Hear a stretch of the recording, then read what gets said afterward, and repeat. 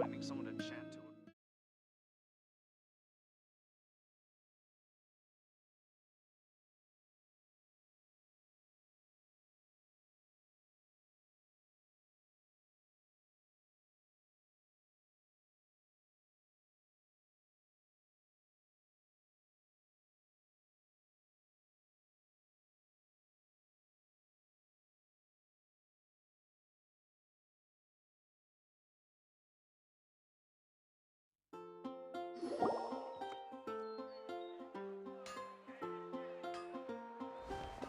Wow! The city is all decked out! Oh, it's beautiful! Festival season means no commissions, which means no Mora. But Catherine's always looking out for us, so we should still drop by and say hello.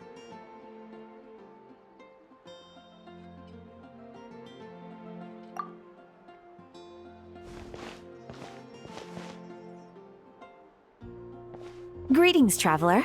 Paimon. Hey, Catherine!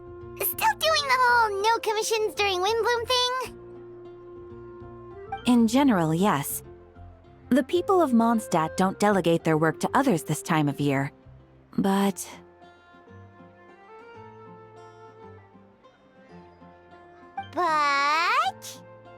Feel free to take a look around. I think you'll pick up on something unusual. Take a look around, huh?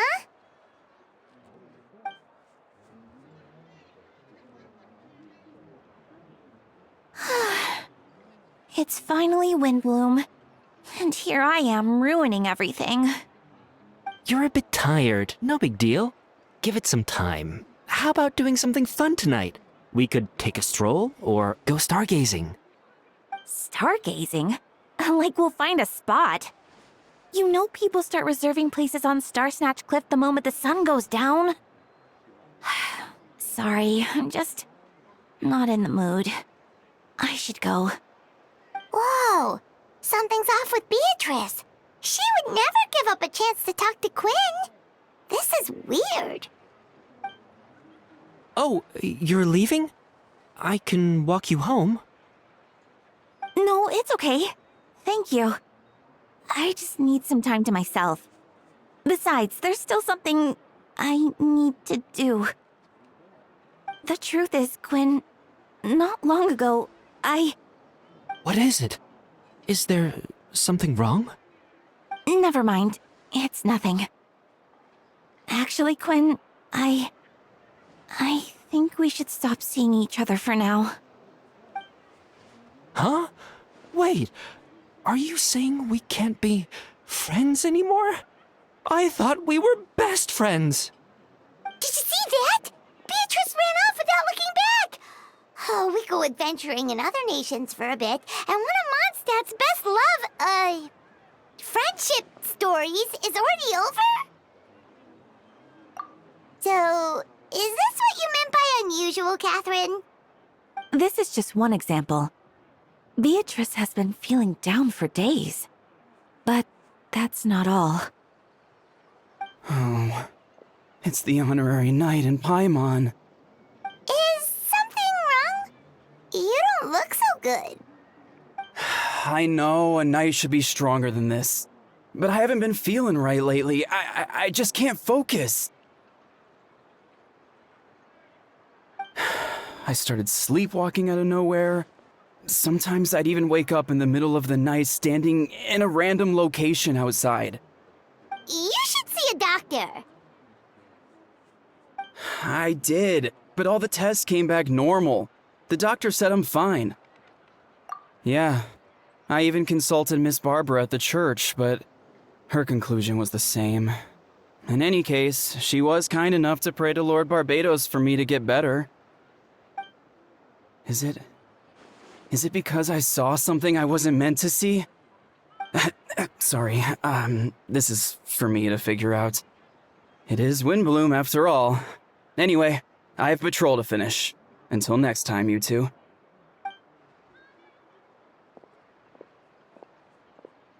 Huh.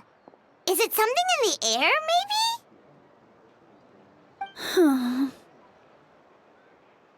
It appears Miss Donna is also out of sorts. Oh, where can I find a truly fascinating man? Wait, but Donna is the one who has a huge crush on D-Luke, right? That's what I thought too. But she seems to have changed her mind.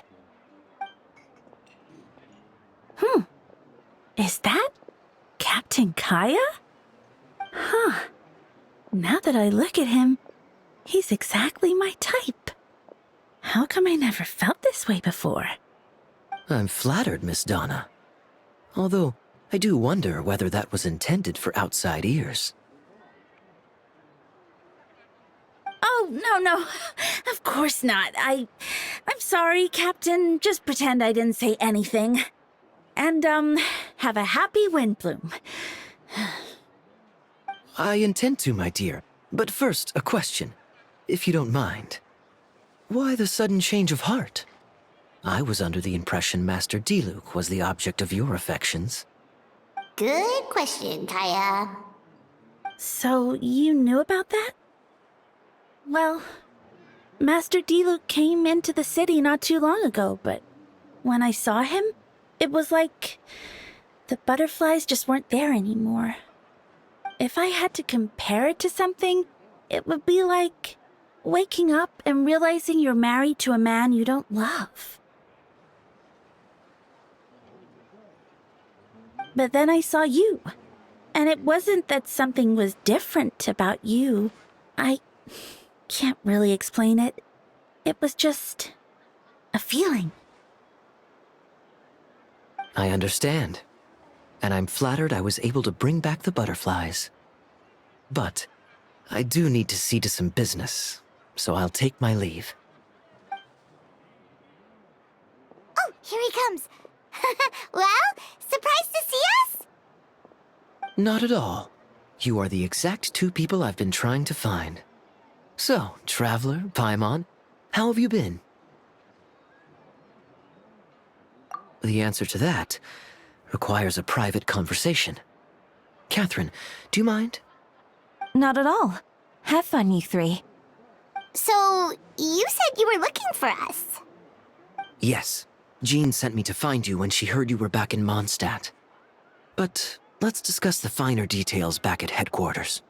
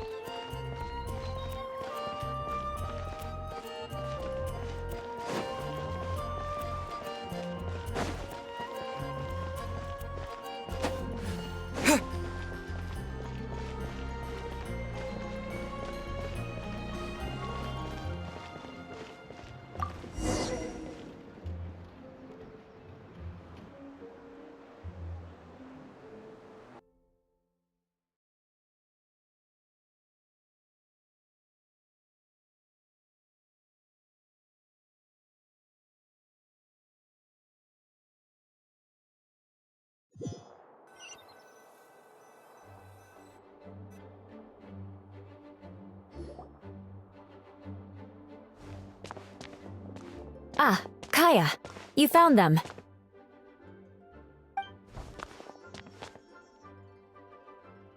Good. With what's about to happen, it's great to have you in town. Whoa, headquarters are packed! What's going on? Honorary Knight Paimon.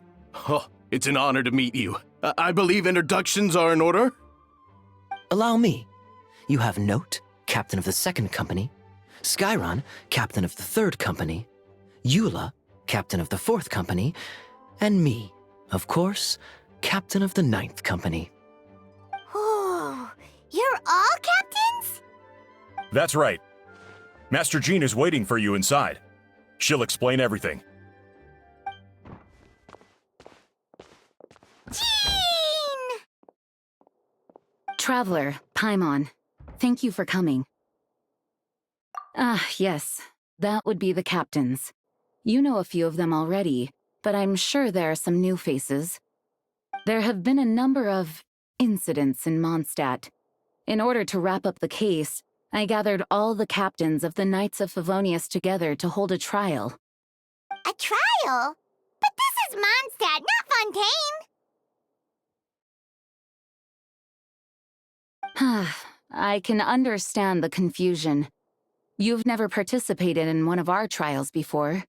In truth, we haven't had to conduct one in quite some time. The Knights of Favonius oversee most matters of law and order in Mondstadt.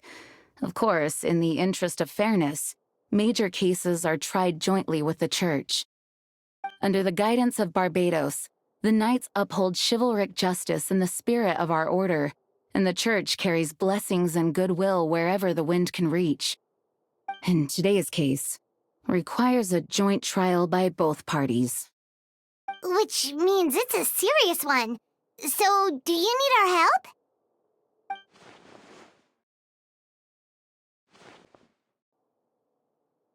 Right! He's the captain of the investigation team! But we didn't see him out there! A keen observation, Traveler. That happens to be exactly why I called you here. In the upcoming trial against Captain Albedo, we will do our utmost to understand the facts of this case and deliver a fair and impartial verdict. Albedo is the one on trial? What did he do? Jean, it's time. Understood. Traveler, Paimon, come with me.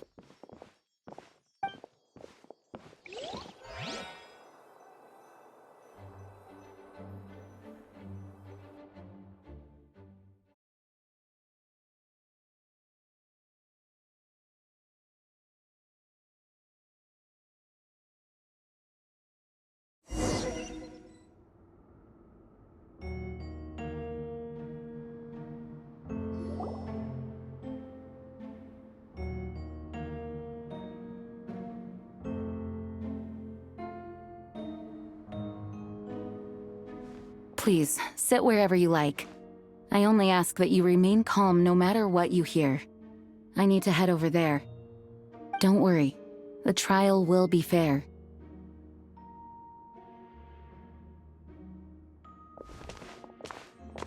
Now that everyone is gathered, let us begin. With Grandmaster Varka away from Mondstadt for the time being, I, Jean Gunhilder, will oversee today's proceedings. Mr. Dahlia, Deacon of the Church of Favonius, will serve as assessor. As representatives of our respective organizations, we will ensure a just verdict in this case. Oh, that's a new face! Deacon of the Church. Does that mean he works with Barbara and Rosaria? The defendant in today's case is the captain of the investigation team, Albedo.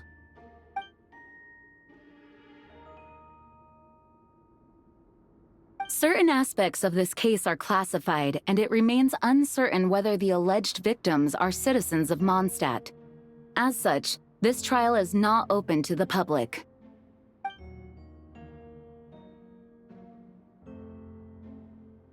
If guilt is established in this case, all facts will be made public after the final verdict is delivered. Now, the captain of the logistics company, Miss Hertha, will present the charges. The court appoints Mr. Kaya to speak on Mr. Albedo's behalf. Are both parties ready to proceed? Yes. Ready to proceed. Miss Hertha, the floor is yours. Prior to this trial, the Knights of Favonius, in conjunction with the Church, launched an investigation into Mr. Albedo for suspected murder and unlawful disposal of human remains. Murder?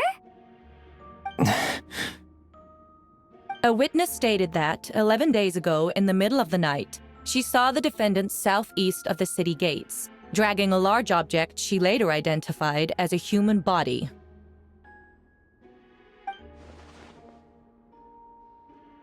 No. There's no way! We now call that witness to the stand. Beatrice, please tell us what you saw.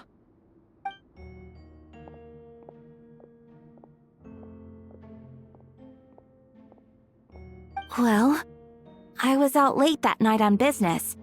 And when I came back, I saw someone in the moonlight that looked like Mr. Albedo. He was dragging a huge bag of some kind. I thought it was strange, so I followed him. Then, there was a sudden flash of golden light. The bag opened, and inside there was a body! Mr. Albedo's vision allows him to manipulate the ground with ease.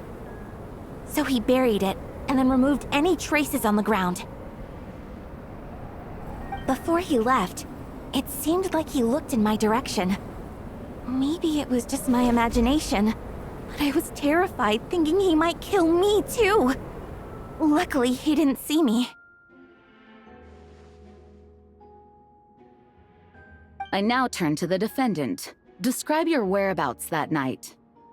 I was working in my office, on the second floor of the Knights of Favonius headquarters. That's right. The next day, the defendant submitted his latest environmental report on the Dragonspine region. Considering the length of the text, it must have taken a considerable amount of time to finish. Can anyone attest to the fact that the defendant was working in his office that night? No.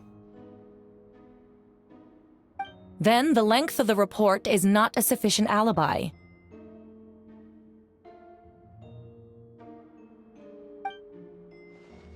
This isn't looking good.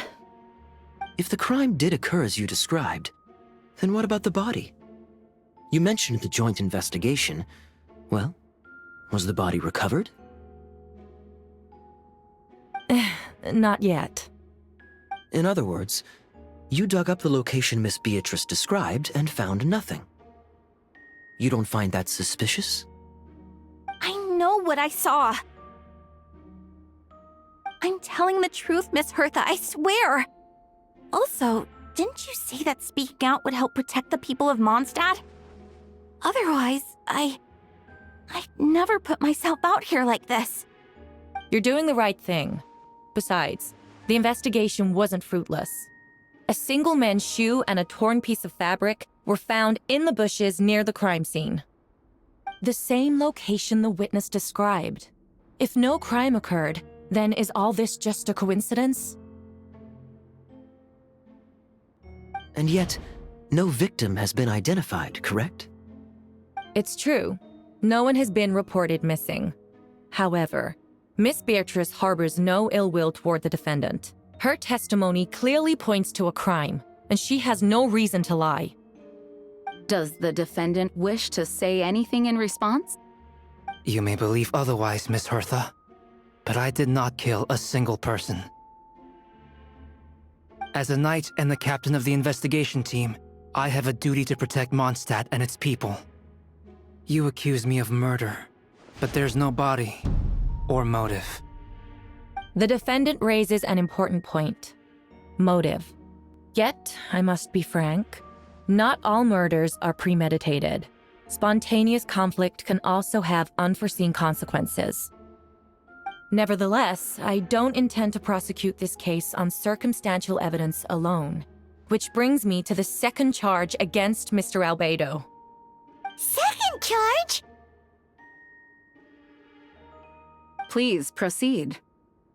7 days ago, at dawn, a witness saw the defendant dispose of the body of an adult male in the area between Dragonspine and Dawn Winery. I now call the second witness to the stand. Wait, that's... Diluc Roggenvinder. Please tell the court what you saw. At around 3:40 in the morning, I saw Mr. Albedo dispose of a body beneath a cliff. It was dark, but he used the power of Geo to illuminate his surroundings. From what I could tell, it looked like the body of an adult male, tall and thin, but I couldn't make out the age. He buried the body underneath the cliff and smoothed out the ground to remove any traces. We now have accounts from 2 separate witnesses that describe the same modus operandi. Would you call that a coincidence? I would only inquire as to what Mr. Diluc was doing in that area so early in the morning. Not the most opportune time for a stroll. Is there such a thing? Dawn Winery is my home. It's not unusual for me to take walks in the area. I just happen to be in the right place at the right time. That's all. Master Diluc is a well-respected figure in Mondstadt. I see no reason for him to frame Mr. Albedo. Yet, the question remains, where are the bodies? Before you suggest a lack of evidence, Mr. Kaya, you should know. After the defendant left that morning, the witness found this where the body was buried. And this is? What looks like the teeth and femur of a human. Now, it does beg the question. If the burial was fresh, why is this all that remains of the body? But I suppose Mr. Albedo is the only one who can answer that. Careful now, Master Diluc. I do believe I hear a presumption of guilt in there somewhere. These remains suggest an accelerated rate of decomposition. Considering the defendant's profession, there's reason to suspect that alchemy is at play here. Both witnesses saw golden light, a known byproduct of alchemy. That's how the defendant destroyed the bodies. The light also explains how the witnesses were able to get a clear view of the events in the dark. So, that's your angle. Alchemy. A logical assessment, but we have a witness of our own. The afternoon before the alleged second murder, Mr. Albedo had a lengthy intellectual exchange with his student, Sucrose. The two were in the library until the next morning. Why did the discussion last so long? Miss Sucrose was presenting the results of her research. She noticed some flaws in the data and insisted on reviewing her calculations until the next morning, with Mr. Albedo present. That's right. We were in the library together. You're certain Mr. Albedo was present the whole time? Yes, and I know Mr. Albedo would never kill anyone. He could never be that cruel. Nevertheless, the other witnesses have no reason to lie. Tell me, Miss Sucrose, that meeting in the library, were you awake the whole time? Sounds like a considerable duration to go without sleep.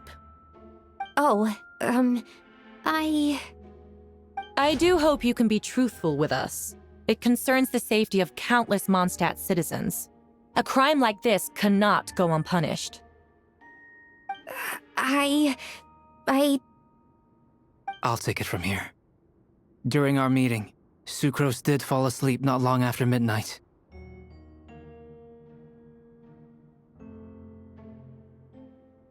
It's all right, Sucrose. You don't have to lie for me. This is a sacred place of judgment. The truth is paramount. Mr. Albedo. I see. Then I'm afraid your alibi cannot be substantiated. Do you understand? Yes. I know claiming innocence without proof isn't enough. But the prosecution's argument has its own holes. There's been no mention of a motive, or what exact method could reduce a human body to those remains.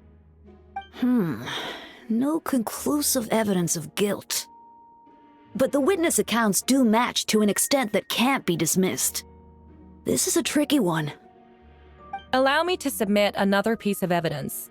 The investigators intercepted one of Mr. Albedo's correspondences. I will now read the pertinent parts to the court.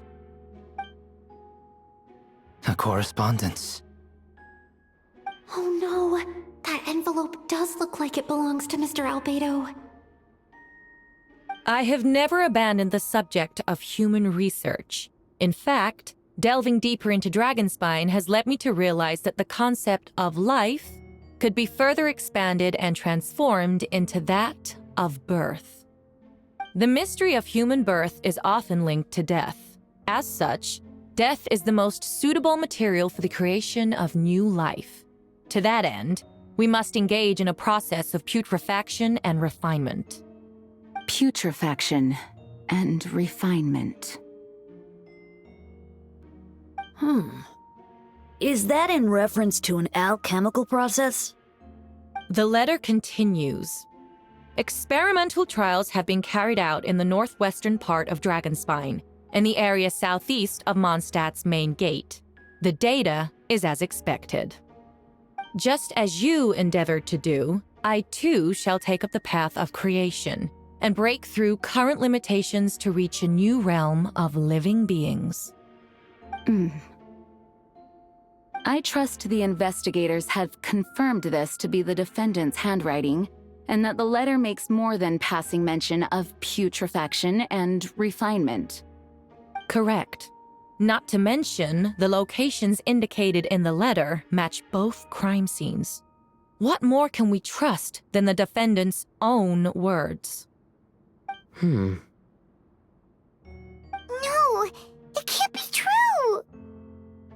I can't believe it. A guilty verdict cannot be delivered without sufficient evidence. In order to protect all parties involved, that is what our principles demand. My original assessment was that we lacked said evidence. But now, it seems the only remaining questions are the identities of the victims and the specific alchemical process used in this case. Then we are in agreement.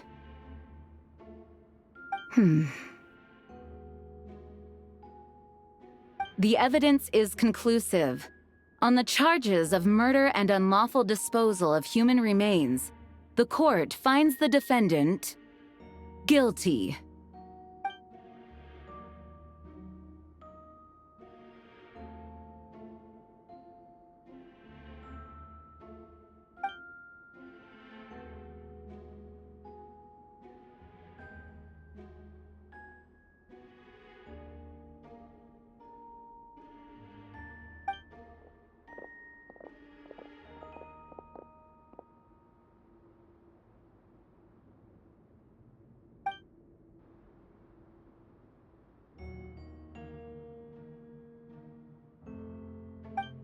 Why would Albedo do something like that?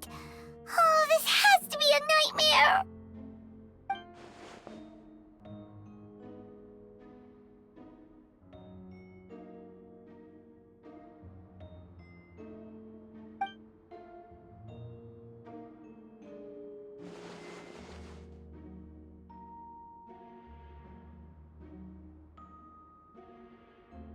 Well, this took a turn for the worse.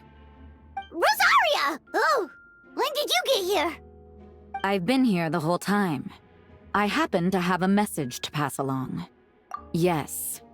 You're needed at Star Snatch Cliff. He's waiting for you there. Who is he? You'll know when you get there. Go on now. Time is like the wind. It waits for no one.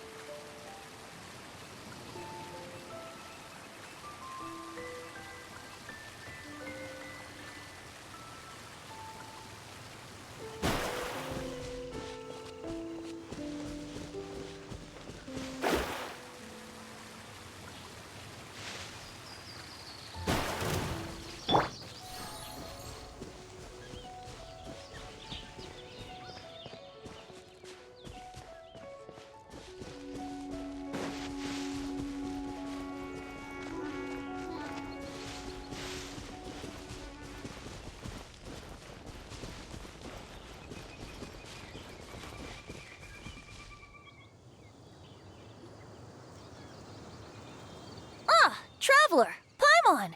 I could hear your arrival upon the wind. Were you looking for me? Venti, did you send us that message? No, I did. Whoa, where did you come from? Wait, Venti, do you know this guy? His name is, what is his name again? Didn't think I was that unmemorable.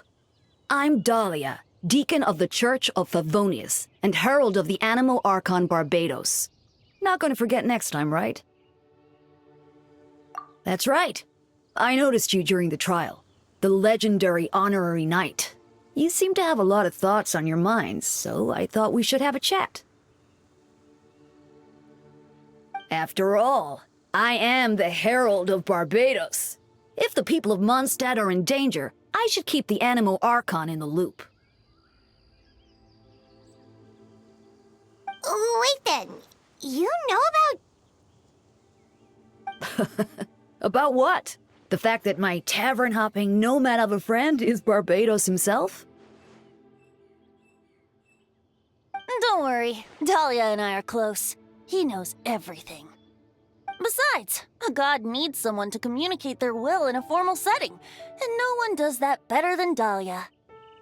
Not that I saw that coming when we first met. But back to the matter at hand. I believe you two already know about Albedo's background. So, you know too, Venti? That's surprisingly Archon-like of you. Well, I knew from the moment Rhine-daughter and Alice brought Albedo to Mondstadt. When those two are in town, no one can afford to slack off. The Kryda Prince, a perfect specimen of synthetic life. At this stage of the case, there are countless questions surrounding Albedo's motive. His true identity is a potential weakness. A synthetic being loses control of their sanity and goes on a killing spree. That's how a novel would frame the story, and people are inclined to agree. Albedo has told us before that humans often value the ordinary over the transcendent and miraculous. And the slightest difference is perceived as other. A very common phenomenon. Which means we need to find a way to help your friend. Me? Well, I know that Albedo is a synthetic being, and that a lot of strange things have been happening in Mondstadt, even though Windblume should be about drinking and having fun. We noticed that too! The minute we got here, something was off.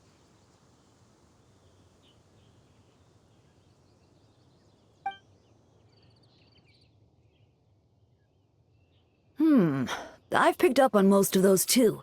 Miles is out of sorts. Beatrice seems anxious. Although I didn't know Donna stopped being interested in Master Diluc. When no love remains for the songs to tell, the world becomes naught but an empty shell. Cruel is said fate, cruel it may be, were it not for a hero who could set us all free. What are you getting at, Tone Deaf Bard? Oh, just making a comment. There are always unavoidable trials in life. At least, that's what Barbados would say. A certain someone is going to need to overcome a trial like that. In such cases, even the Seven know better than to tamper with fate. If only there was a brave soul willing to aid their friend in his time of need. Should he meet a terrible fate, all of Mondstadt could be worse for it. If you wanted our help, you could have just asked, you know. Well, even if Albedo wasn't at the center of this case, protecting Mondstadt is part of being an honorary knight, right? You'll still have help, of course, which is why I prepared a little surprise. Behold! A bomb! Don't worry, I removed the fuse, so it's not going to explode. Say hello to the Dodo communication device. So, this thing belongs to you now? We're old pals. Don't think she'd care if I borrowed it for a few days. Anyway, this invention, with a little help from a trick of mine, will allow us to keep in touch. Just take it out and we can chat. That's all I ask. No matter what comes, you have the wind on your side.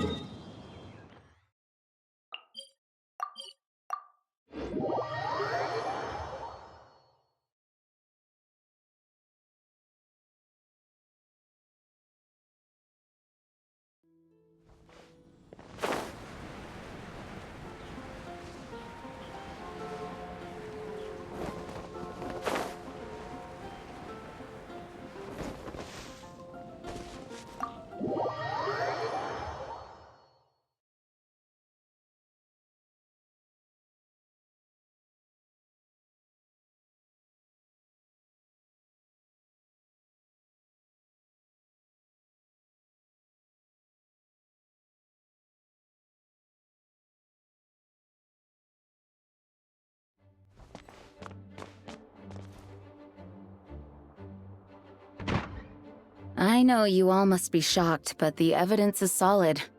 Albedo's situation is not looking good. I still don't believe Albedo would do something like that. Using living people as alchemical test subjects? It's like something out of a novel. Perhaps it's best for me to remain impartial, but I've worked with Albedo before.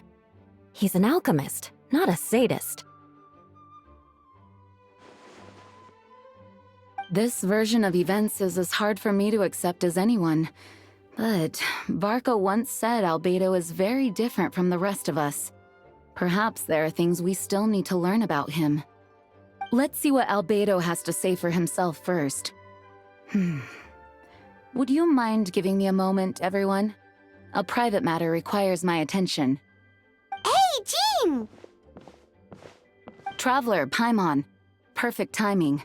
Kaya has a favor to ask. Like Jean said, after the verdict, we have time to submit an appeal. And I will do my utmost to convince Albedo to accept. He's been acting strange, and I can't read him for the life of me. But I need you two to start investigating the case. Yes, it's also time for you to get involved.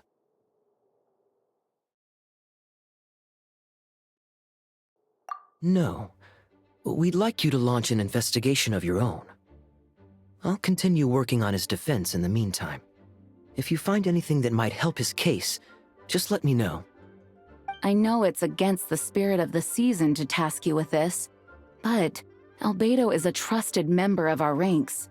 We owe him the benefit of the doubt. I know you'll get to the bottom of this, Traveler. You've never failed us in our time of need. But what if the accusations turn out to be true? Then you will have done Mondstadt a great service all the same. I'm expecting a retrial. Until then, you're welcome to have a look around Albedo's office on the second floor. I'm counting on you.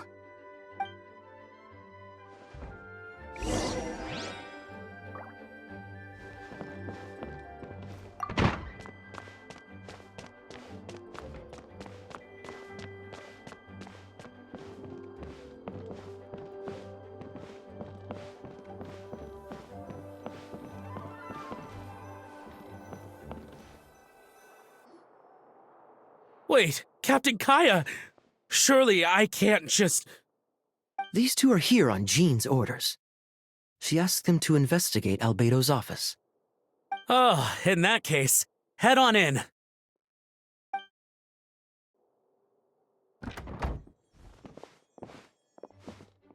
So this is Albedo's office. Pretty much exactly how Paimon pictured it.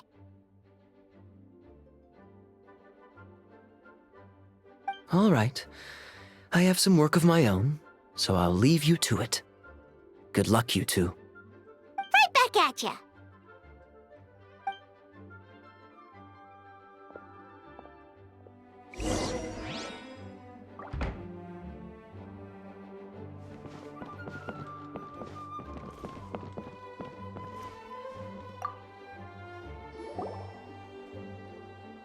All right, let's see what we can find.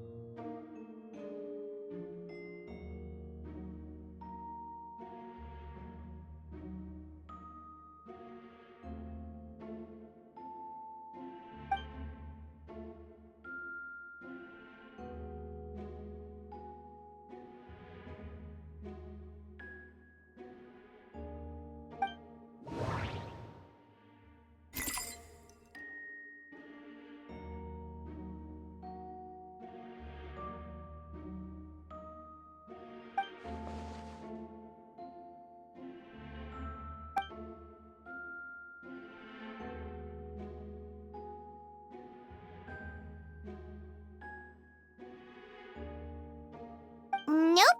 No idea what that means.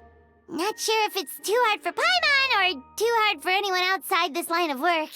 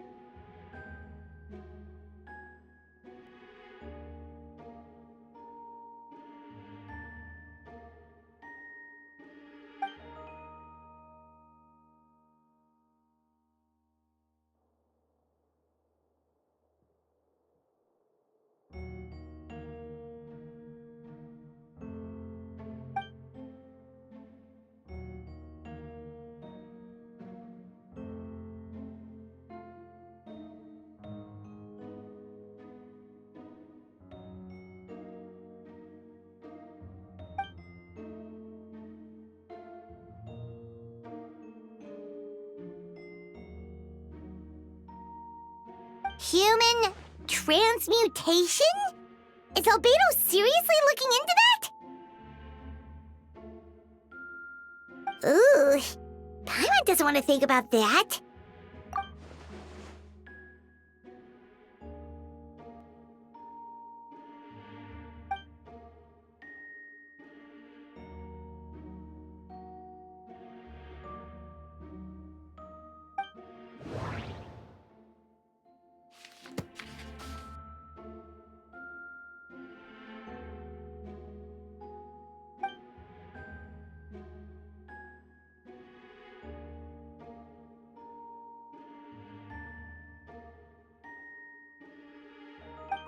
Wow! These books are so fancy! Albedo must have gone to great lengths to get them.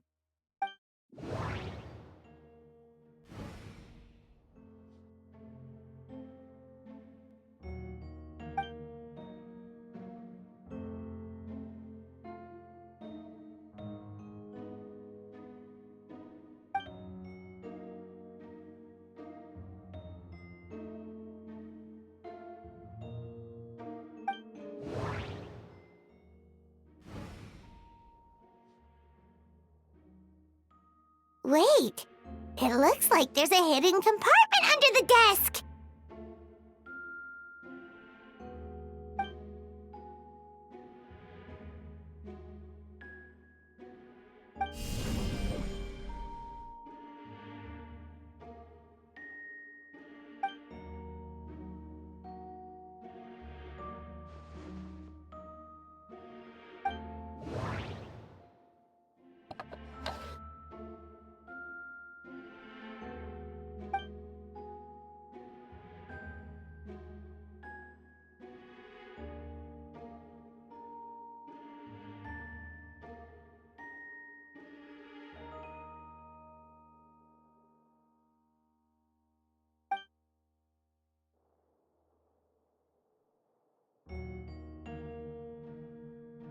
The name of the project is blotted out in ink. What could it be?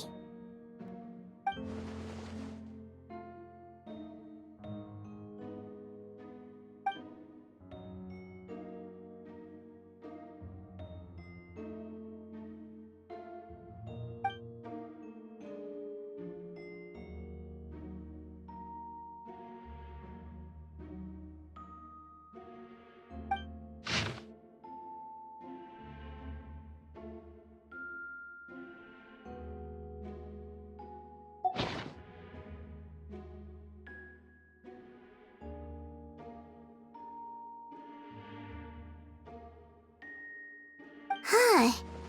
What does this mean? Oh, do you think something might also be buried at the last location? Alright, that seems to be it for this place. We should go tell Jean what we found.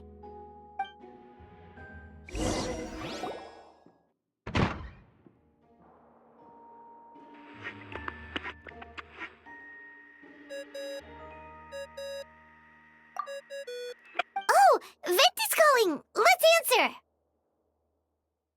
How's the investigation going? Find anything? Oh, we found stuff alright. Stuff that only makes Albedo look even more suspicious. I see. So, Albedo's researching something that doesn't help his case, huh?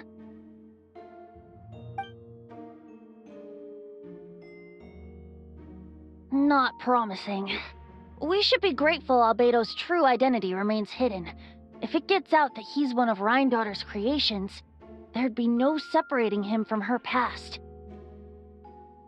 As we both know, Rhindaughter's approach to alchemy and ethics was pure madness, and the evidence you just found, let's just say it could convince even those closest to him of his guilt.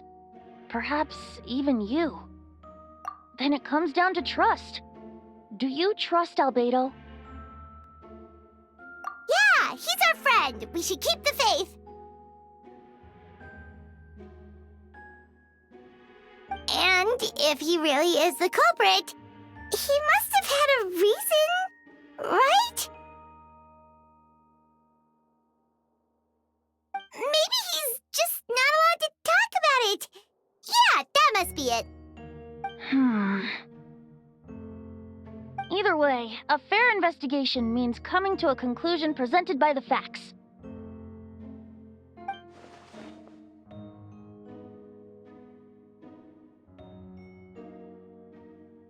Remaining objective has its own value. Remember, none of this is your fault.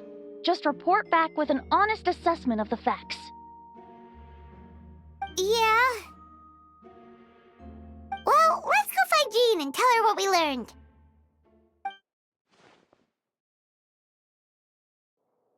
Wait, that's Miles. What's he doing here? Oh, sorry. I heard voices and wasn't sure if I should check who was inside. It's okay. We're here on Jean's orders. Ah, I see. I'll, leave you to it then. Hold on. You didn't hear what we were saying, did you? Oh, not really. Nothing that made sense anyway. Well, do us a favor and just forget anything you might have heard, okay? Oh, sure. You got it.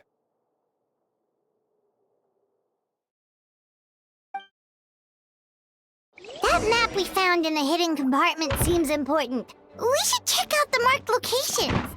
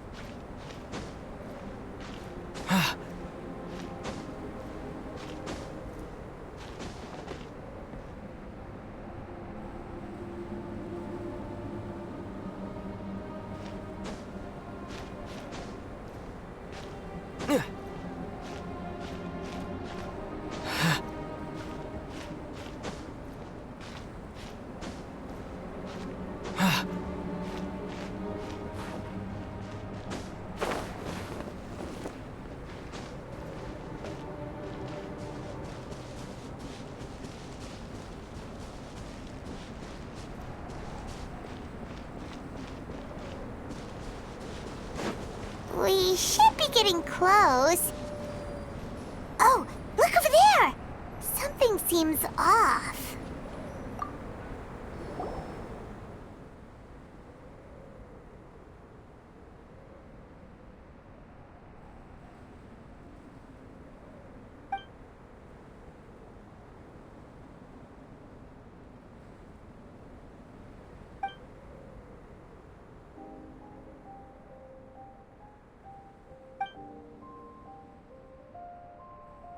Weird.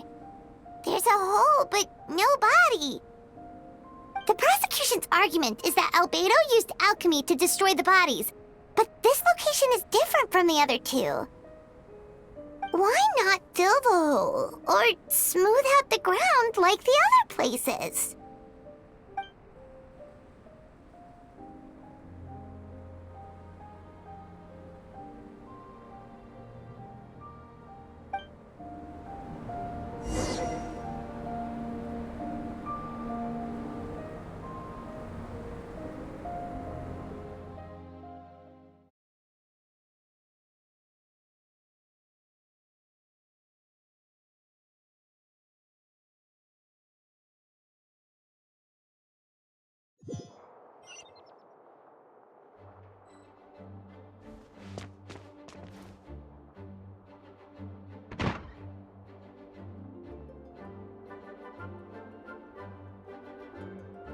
You're back.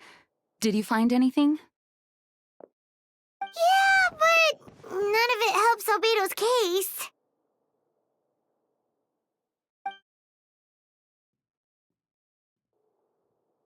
I see.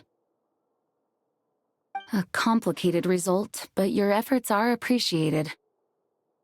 Yes, he asked for a retrial. there are still questions surrounding the identities of the victims and the disappearance of the bodies. The minimal remains that were uncovered have been sent for forensic analysis, which should provide some answers. It's just... What's wrong?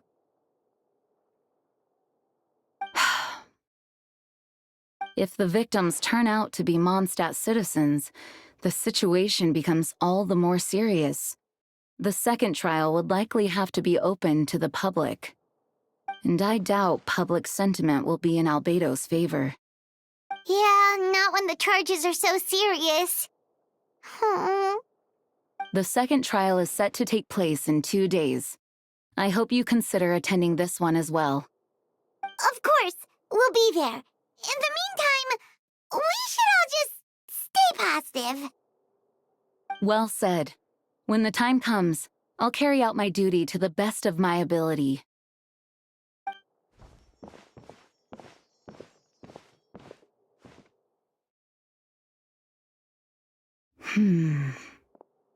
Miles.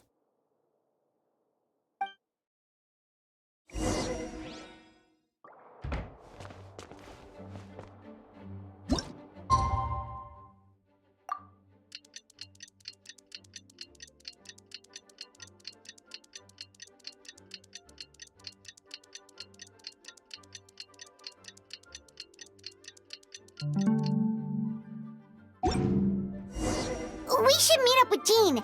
It's about time for the second trial.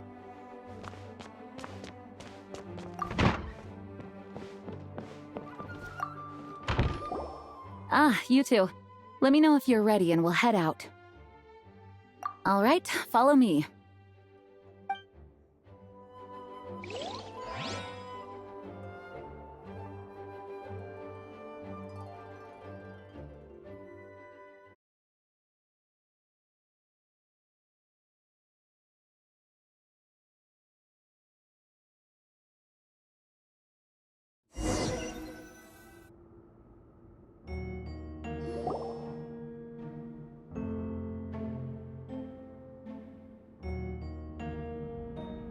Ladies and gentlemen, we now convene for the second trial against Mr. Albedo. I, Jean Gunhilder, will once again oversee the proceedings. Representatives on both sides remain unchanged, and Mr. Dahlia will continue to serve as assessor. Ms. Hertha represents the prosecution, and Mr. Kaya speaks on behalf of the defense. The defendant in this case is Mr. Albedo, captain of the investigation team. With that, I now bring this trial to order.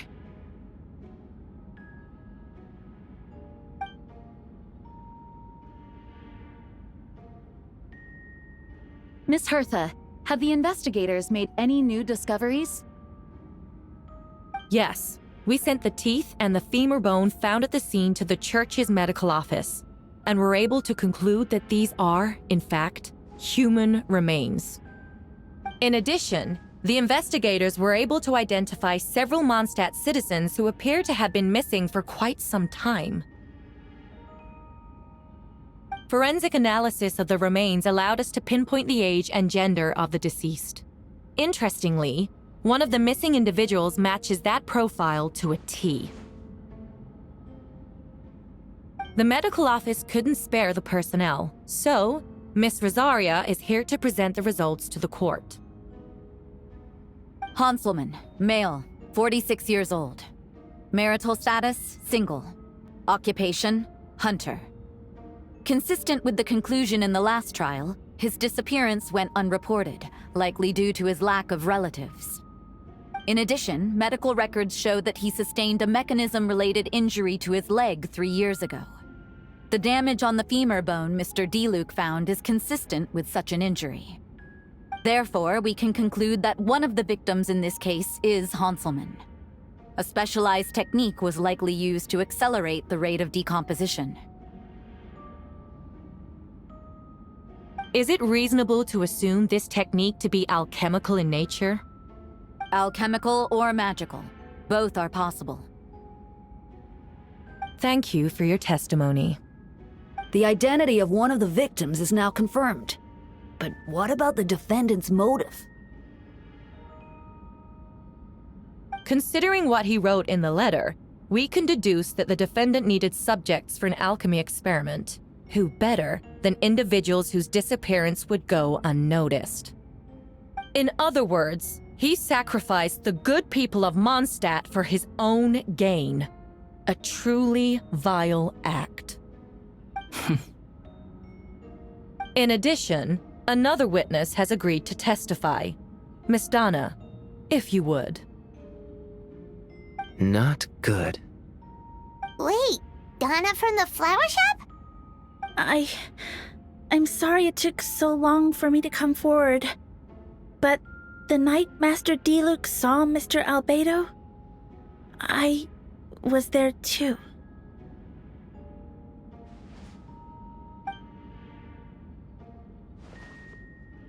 I was camping with a friend and we decided to stop near Dragonspine.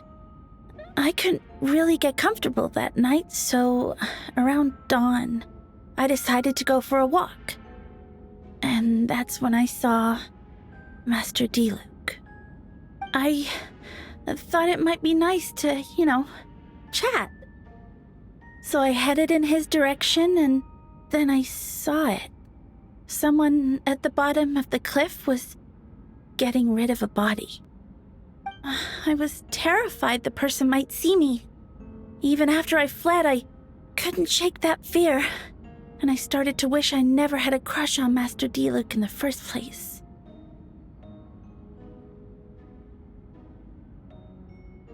If I hadn't wanted to talk to him, I would never have been in that situation. Well, I didn't want to come forward because I was scared. But Miss Hertha convinced me it was the right thing to do. I'm sorry it took me so long. I see. Just stepping forward was brave enough, Miss Donna. The court thanks you for your courage and commitment to justice. Yes. Thank you. The two witnesses corroborate the same sequence of events. That just leaves the question of how the defendant disposed of the bodies. I believe the answer lies in the alchemical technique mentioned in the letter. The defendant is the most accomplished alchemist in Mondstadt. He has the skill, no question. A special investigator also uncovered some relevant evidence on that subject. I will now present it to the court. Wait, does she mean...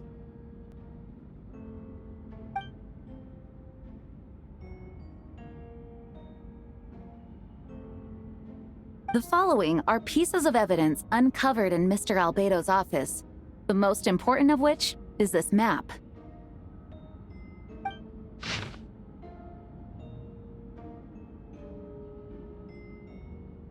This map was found with the defendant's notes. The markings correspond with the description in the letter and the locations of the crime scenes. Does this map belong to you?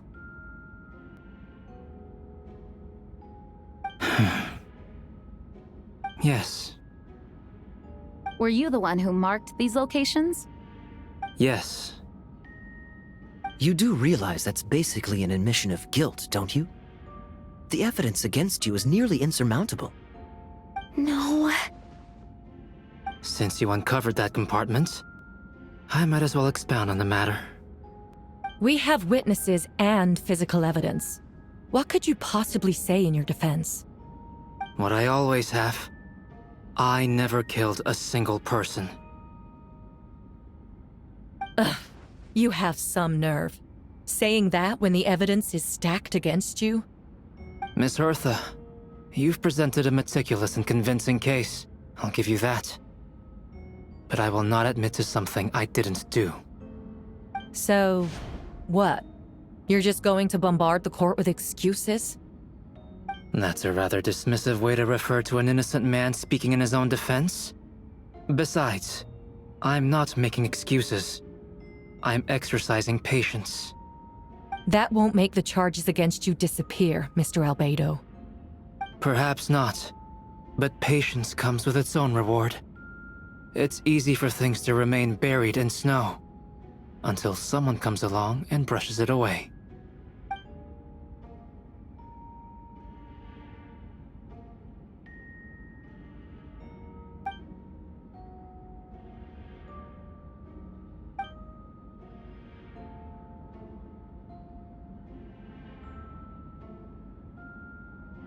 Traveler, you are the one who uncovered this map, right? Then I'm assuming you visited the third location as well. Can you tell us what you found?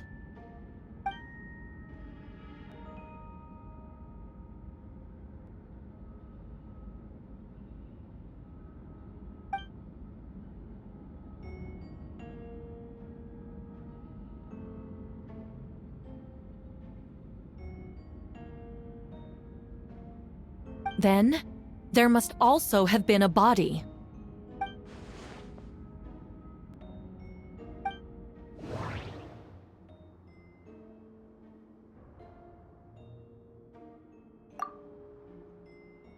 The third marked location is in Dragonspine. We only knew about it because we found the map in the hidden compartment. During our investigation, Paimon and I discovered a hole beneath the snow, big enough to hide a human body. There were also claw marks around the outside. But there was no body or any remains whatsoever.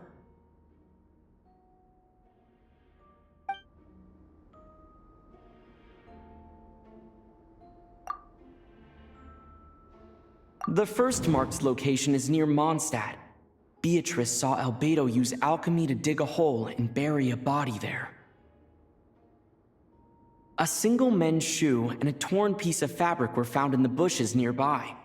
Taken together, this evidence seems to suggest that Albedo killed someone and concealed the body.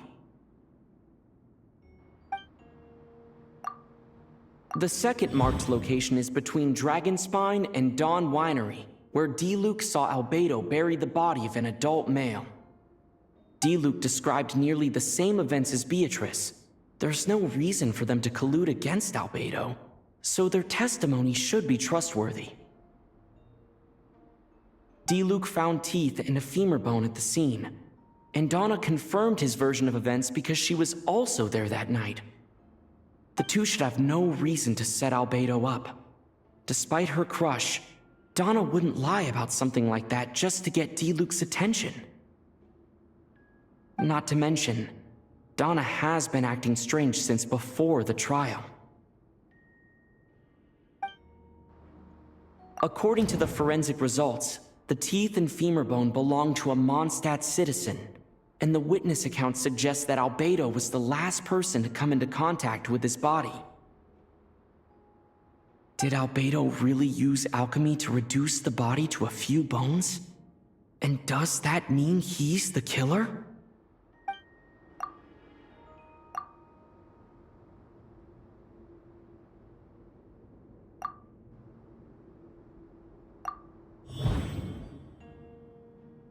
Albedo marked these 3 locations on the map found in the hidden compartment. There are some similarities and differences between them. Based on what we know, all 3 locations were likely used to hide bodies. The holes dug in each area certainly seem big enough.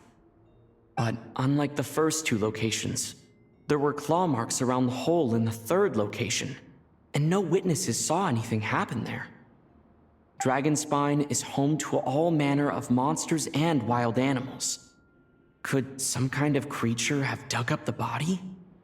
But the marks didn't look fresh, which means the hole at the third location has been there longer than the other 2. But if the hole at the third location wasn't made around the same time, does that mean it's connected to a separate incident?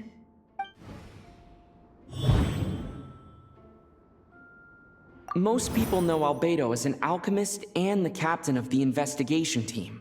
But in truth, he's the Kryta Prince, a synthetic human created by one of the 5 sinners, Gold Rhindaughter. Albedo is steadfast, intelligent, and treats everyone with kindness and respect. I think most people would agree with that assessment. He's also a calculated thinker. It's fair to say that if he did commit a crime, it would likely be well concealed. Up until now, Albedo has never displayed any ill will toward humanity, and he also still seems like his normal self. As his friend, I shouldn't reveal the truth about his identity. That would only make things worse for him. Dragonspine has a frigid climate and is covered in snow all year round. Even so, it's home to various monsters and creatures that can withstand the cold. Deep within the mountain lies the remains of an even more mysterious creature, Durin. Although the dragon has been dead for a long time, he still possesses a peculiar life energy. Now that I think about it, a lot of strange things have happened on Dragonspine.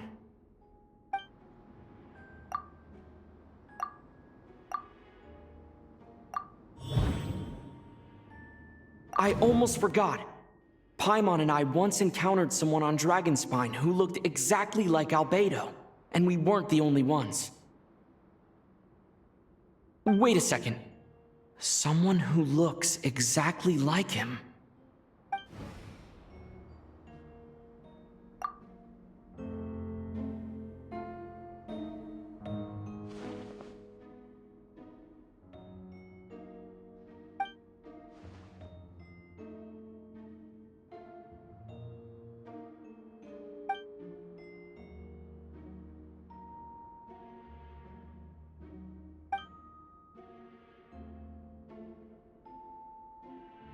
I'd like to address the court, if I may. I was the one who investigated the office, and I believe the results raise a few questions. Regarding the 2 cases addressed in the previous trial, it was established that after disposing of the bodies, the defendant used alchemy to restore the ground to its original state. But that wasn't the case at the 3rd location. The hole was still there, with dirt scattered around the perimeter. It looked more like something had been dug up. If this was all done by one person, why wasn't the 3rd scene given the same treatment as the others? Why weren't the traces removed? In addition, the markings around the 3rd location weren't fresh, which suggests that the Dragonspine incident happened at a different time. For those reasons, I believe there's still reasonable doubt in this case, and I hope the verdict reflects that. Thank you. Astute as ever, Traveler. Questions there may be, but allow me to point out, there is no evidence to suggest that anyone besides the defendant knew about the 3rd location, and the map was found in his notes. That fact alone makes him the most plausible suspect, unless Mr. Albedo suddenly plans to deny that the map belongs to him. Allow me to respond to the Traveler's point. If all I cared about was proving my innocence, I would indeed do as you described, Miss Hertha, and deny any connection to that map. But that is not what I intend to do. The map does belong to me, and I did hide things at those 3 locations. What? There were indeed bodies at each location, and I did kill and bury someone on Dragonspine. Ha! So you admit it. Let the record reflect that the defendant has confessed to his crimes. You're mistaken, Miss Hertha. The story doesn't end there.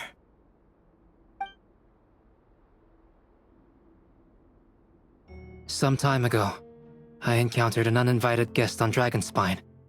Someone who wanted to take advantage of the deserted nature of the region to eliminate me in secret. His desire to kill me led to an altercation where I killed him instead, and buried the body on the mountain, the 3rd location marked on the map. Actually, the traveler Amber Bennett and I were with Albedo that day.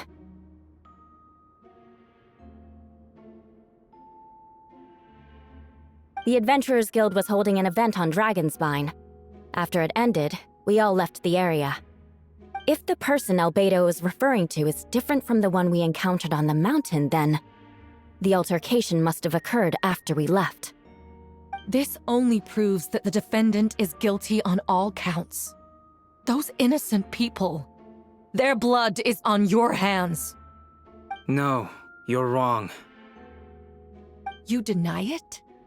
After admitting to murder for the whole court to hear? You've clearly lost your mind! If you would let me finish, Miss Hertha, I could get to the important part. The man who attacked me on Dragonspine was my height, with blonde hair and blue eyes, dressed in clothes nearly identical to mine. So, someone who happens to look exactly like you? Exactly like him?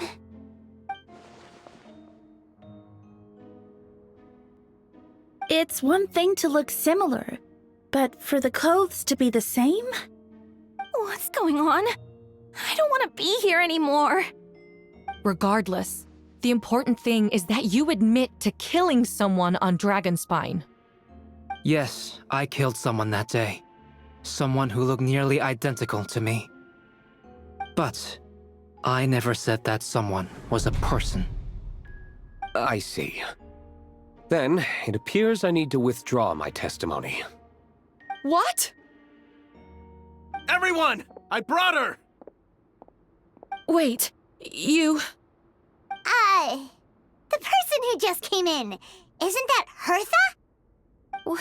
What's going on? Who are you? Why do you wear my face? Hello to you, too. As you can see, this is Hertha, the logistics captain of the Knights of Favonius. I see what's going on here. It's all been leading up to this, hasn't it? Your confession. It was all an elaborate stunt to set me up. You want to undermine my credibility? Fine. It doesn't eliminate the mountain of evidence stacked against you. All I want is justice for the people of Mondstadt. Order in the court! I've been stationed on Dragonspine all these years, because that is where the subject of my research lies. The dragon Durin. Several hundred years ago, the dragon of the East, Dvalin, defeated Durin in battle, and with help from Barbados, sealed his remains on Dragonspine. Durin was created through alchemy, one of the finest specimens of artificial life. As such, death was not a true end for him. His heart still beats and grows more revitalized by the day. My imposter on Dragonspine was a failed specimen abandoned in Durin's stomach. An unsuccessful iteration of the Homunculus project. Homunculus? Are you trying to insinuate that I'm some kind of... the homunculus? Because it looks to me like the artificial one is standing right there. Some kind of imposter you dragged in from Dragonspine. So this is what I look like when I fly off the handle. You know, they say imitation is the best form of flattery, but your impersonation has overstayed its welcome. Master Jean, what are you waiting for? We've known each other for so long. You recognize the real me, don't you? The two of you look identical, but judging based on demeanor, the new arrival actually seems more like the Hertha I know. That means nothing! By that logic, I could just as easily accuse the albedo in this room of being an imposter!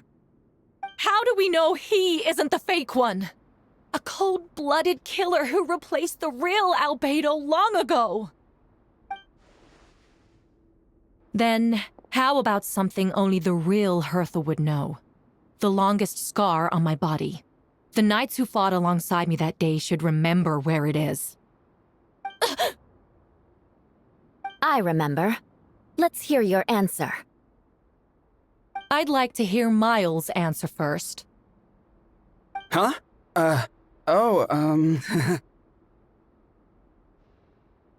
You don't know? Or you don't remember? I heard you've been acting strange these days. Disoriented? Confused? You were closer to me than anyone during that battle. And yet you don't remember a thing. Strange indeed. No, my head. It hurts. The scar is right here. Why the nerves? I can't imagine this comes as a surprise. Unless your informant in the Knights of Favonius failed to mention the scar on Hertha's left arm. Albedo has done a lot of research into beings like you. If you deny it, then show us your arm. No need to panic. You can just add it now. You excel at changing your appearance, don't you? Or, I should say, all spawn of Durin's life force have that ability. A powerful life force, an appearance you can change at will. Yet here you stand, formless one, paralyzed to act. Because you're worried using that power could affect your accomplices. Accomplices? Then Miles must be one of them. There are others too. Most of the beings under the influence of Durin's life force have gathered here. And yet, their presence is what impedes her from taking action.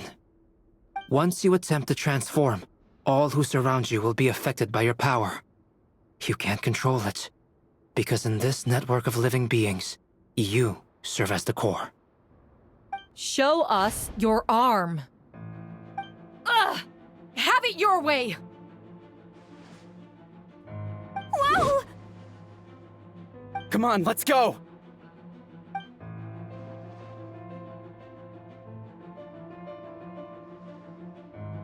Hey! They're shielding the imposter! She's trying to get away. Stop her! Don't let anyone stand in your way! There are others trying to get in! Must be more people under her control! Time to get moving, everyone. Whoa! She just leaped across the room! After her!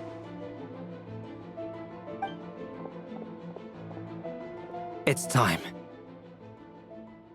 All units move out. Third company, keep on the imposter's tail.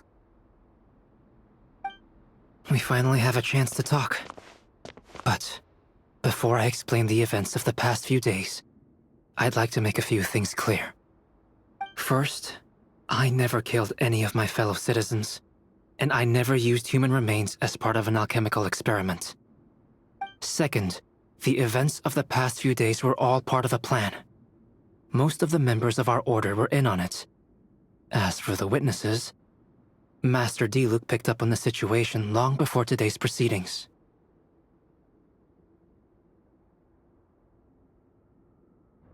Indeed. Follow me.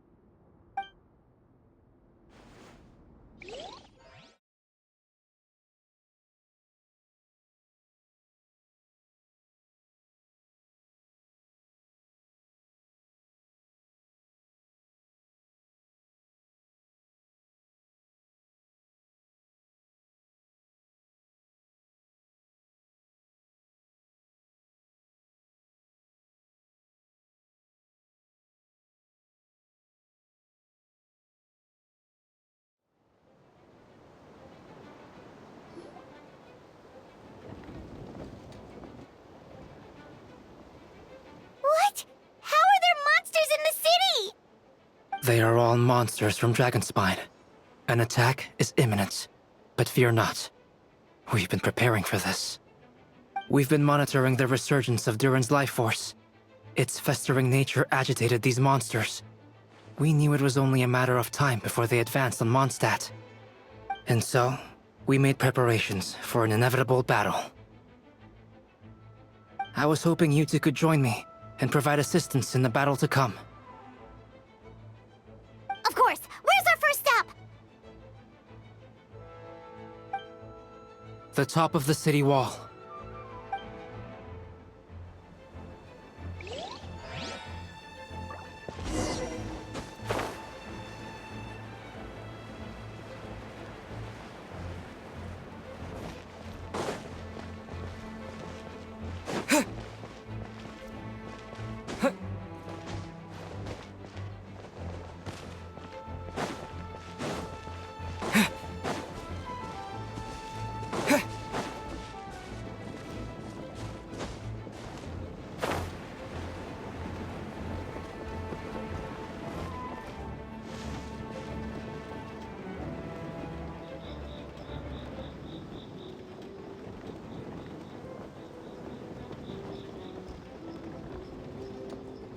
Fenty! Shoot, someone's coming. Help me! Please! Someone help me! What's with the freakout? It's just us. Ah, perfect. I can drop the act. Sorry, I thought you were regular citizens. It's about time. I think we can proceed as planned. I agree. Although, it's been a while since I dealt with something this big. Oh, it's gonna be pretty exhausting. Don't worry. I'll treat you to a drink for your trouble. Haha! Just what I wanted to hear. So, these two know the other's identity then? Monsters started surging in from Dragonspine during the trial. They soon became agitated, likely in response to the core coming under pressure. Still, I never expected those monsters to have become this advanced. The power of evolution cannot be underestimated, especially considering the fact that Durin absorbed the previous imposter. Wait, so what about the map? And the missing bodies? What the witnesses saw was true. I did hide those bodies. As I monitored the situation on Dragonspine, I noticed that many who ventured there came back different. Some were under the influence of Durin's power, but the less fortunate ones had already been devoured by monsters, who then assumed their appearance to infiltrate the city. Most of those who were replaced had no close relatives, so when their behavior changed, there was no one to notice. The monsters used their disguise to get close to people. I eliminated 2 who attempted to attack. What about the remains D-Luke found? Did they belong to one of the victims? Yes. The monsters slowly digested their victims. Sometimes, they even left behind body parts to aid the transformation. All that remained of the first victim was a few strands of hair, and the second, some teeth and bone. The only bodies Albedo destroyed were the monster's mimic forms. Then he buried whatever remained of the victims to put them to rest. Well, someone had to do it. Besides, I managed to gather some valuable data on the putrefaction of the bodies. After we defeated the doppelganger Whopperflower on Dragonspine, we promised to tell each other a story, remember? I'm glad. Then you remember what I told you about Subject 2? In his pursuit to replace Subject 1, he transformed a Whopperflower into Subject 3. Yes, that would be Subject 2. I confronted him and buried his body on Dragonspine. So, you see, at one point, there was something hidden in that hole you found. But Durin is becoming more revitalized by the day. Under the influence of his power, the monsters dug up Subject 2's body and returned it to Durin's stomach. Durin absorbed the failed creation along with his knowledge and way of thinking. Ever since then, all creatures spawned from his power had the ability to transform their appearance. Humans who venture into Dragonspine for too long are also bound to fall under Durin's influence. But those effects don't show themselves right away, and the extent to which a person has been affected is hard to perceive. You saw it for yourself, didn't you? All the people acting strange? Those are the same people who just tried to break into the Knights of Favonius headquarters. Durin's power remained dormant within them until, finally, it surged to the surface and seized control. That was also our goal. If we could force a situation where the imposter had no choice but to unleash that power, all those under its influence would become violent. And, thus, we would know who was affected. Wait, so what do we do? We can't go around hurting innocent people! That's why I'm here. It would make me look bad if I just lazed around after promising to help. We will use the power of Animo to restrain them for now. That should give the Knights the chance to subdue them without harm. A specialized team will deal with them later. Alright, that's the long and short of the situation. It's time to activate that thing, right? Yes. So, if there are little secrets other people shouldn't know, my identity, for example, keep it to yourself, okay? All right, this should do it.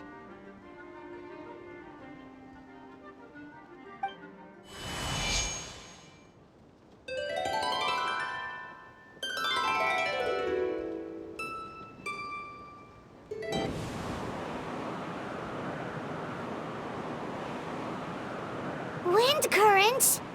Paimon's never seen this many! There should not be currents across the whole city. Everyone, can you hear me? Loud and clear. All units, what's your status? All good. We have enough manpower to provide support.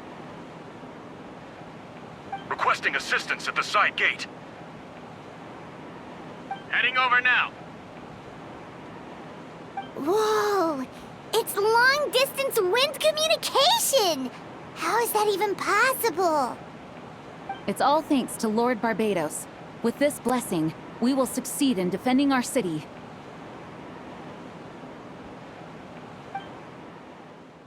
Actually, if you face away from the current and whisper like this, no one can hear you. No wonder you're crouching down there like you have something to hide. You didn't have to broadcast that. Huh? That voice? Venti? Is that you? Oops.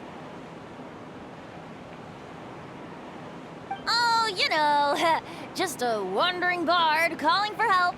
Thank goodness the Traveler, Paimon, and Albedo found me. Got me out of a tough spot. Ah, right. Now that you're okay, we should check on the status of the other areas.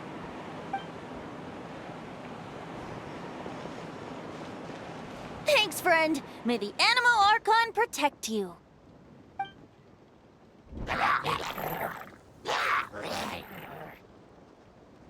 I've got things covered here.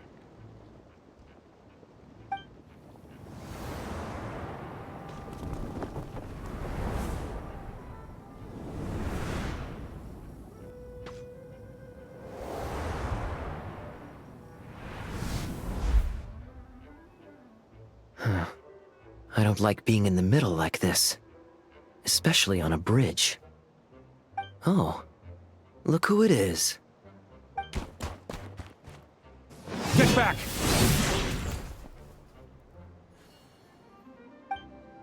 Phew. That was a close one. I suppose thanks are in order, Master Diluc. I appreciate the help. No need. I didn't intervene to save you. It was for my own convenience. You were in my way. Oh? Well, let me get out of your hair then. I suppose we could work together, but you would just melt my ice anyway. Suit yourself.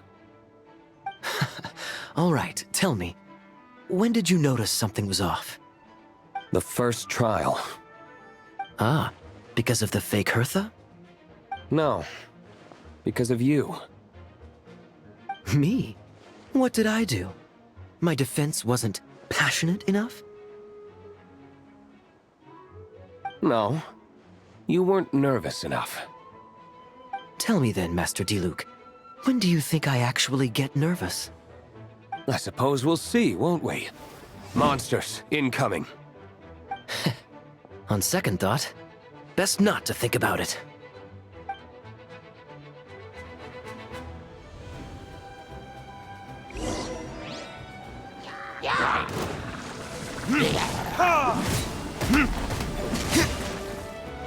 Burn!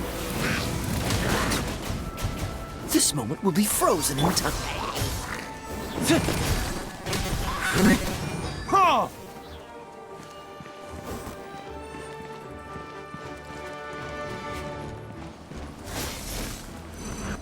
Ha! Ha! Dodge this!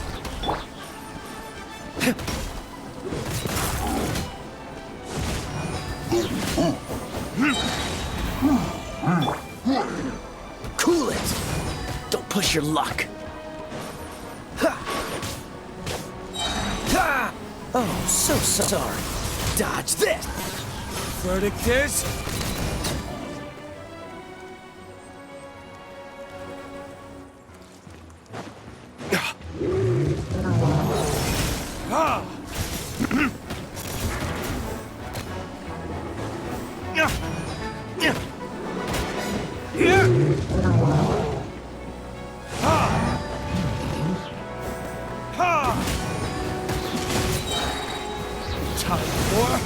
Retribution!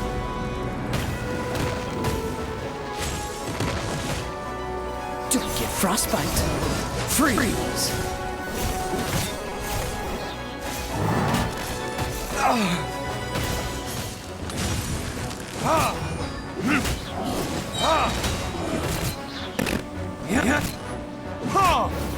Burning this!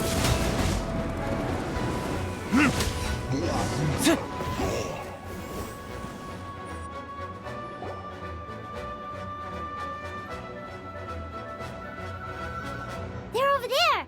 Dilu, Kaya! If you had time to make it out here, I'm guessing the other areas are secure. What? We can't be here because we care? Maintaining control over the main road means maintaining control over the battle as a whole. You made the right choice. So what's the status over here? All under control. Don't worry. My trusty civilian volunteer and I have this area covered. I think you mean the man who held the title of cavalry captain before you. We don't have to bring that up. Well, keep up the good work. We'll go check on the status of the other locations. Good luck. Oh, and I wanted to thank you for what you said in court. If I'm not mistaken, you were on my side by the end. Believe me, he's had his suspicions since the first trial. I suppose it just didn't feel right to believe that someone who helped me in the past could be a cold-blooded killer. Aw, that's so sweet. Thank you for trusting me, and for choosing to fight alongside us. As for you, Kaya, good work, as always. Of course. Stay safe.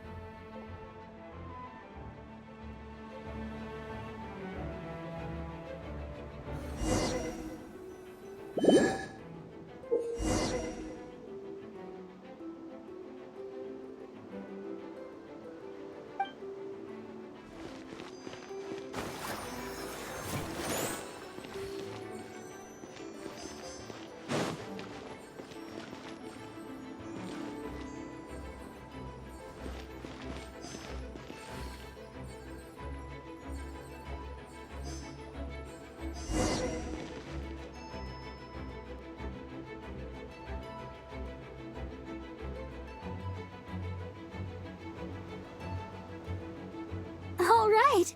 You should be on the mend. Thank you so much, Miss Barbara. Things are still quite chaotic outside. It's best if you all remain inside the cathedral for now. You're not rushing back out to the front line, are you? You're still injured. Don't worry, Miss Barbara. I'll try not to put myself in harm's way. I can help with the logistics from the back. Well, maybe we can give you a hand. As you said, the situation outside is chaotic. Injured parties should not be left unattended. There are others here who need to get back to the front lines, so I'll escort you all myself. Of course. Thank you, Miss Rosaria. Just doing my job. I'll leave the cathedral to you then, Barbara. You can count on me. I don't really know how all of this started, but I do know that Jean and the others have been preparing for this for a really long time. So I think everything will be all right. No, it has to be. Oh, did I catch you at a bad time, Barbara? No, not at all. Did you need something? I just wanted to tell you that, over the next few days, a lot of things are going to happen in Mondstadt. Attacks and fighting. So, I need you to take care of yourself. Huh? Oh, how do you know? Albedo warned us in advance. It has something to do with Dragonspine, and he's our authority on that region, so we should take him at his word. Oh, dragon spine, huh? So, the city is going to be in danger. Yes, but the Knights of Favonius will do whatever we can to protect the people. But then, who will protect you? Don't worry. I'll look out for myself, I promise. Please let them be okay out there. Sister Barbara, could you lend me a hand? Of course! Coming!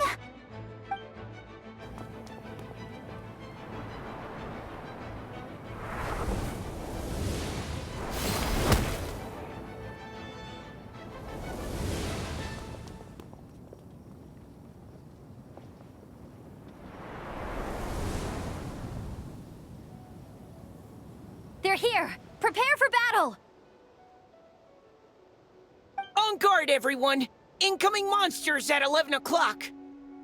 Looks like we've got 25 hilly churls, 2 blazing axe mighty churls, and a bunch of different slimes. Prepare elemental countermeasures! Roger that.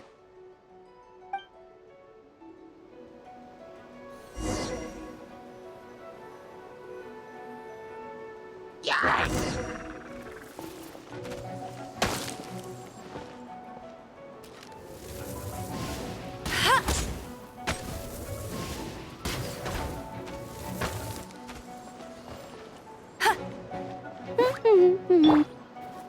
Engaging!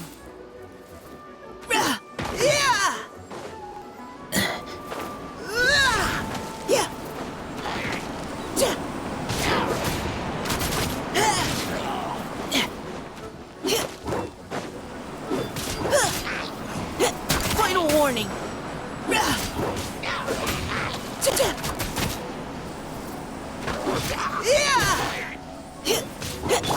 Go, go, Baron Buddy!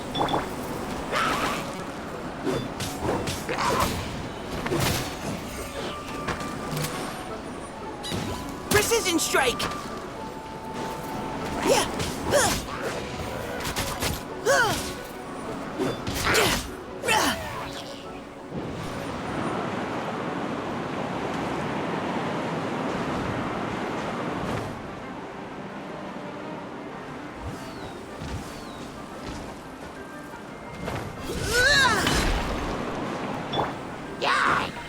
Get him! You had your chance! Leave the wounded to me!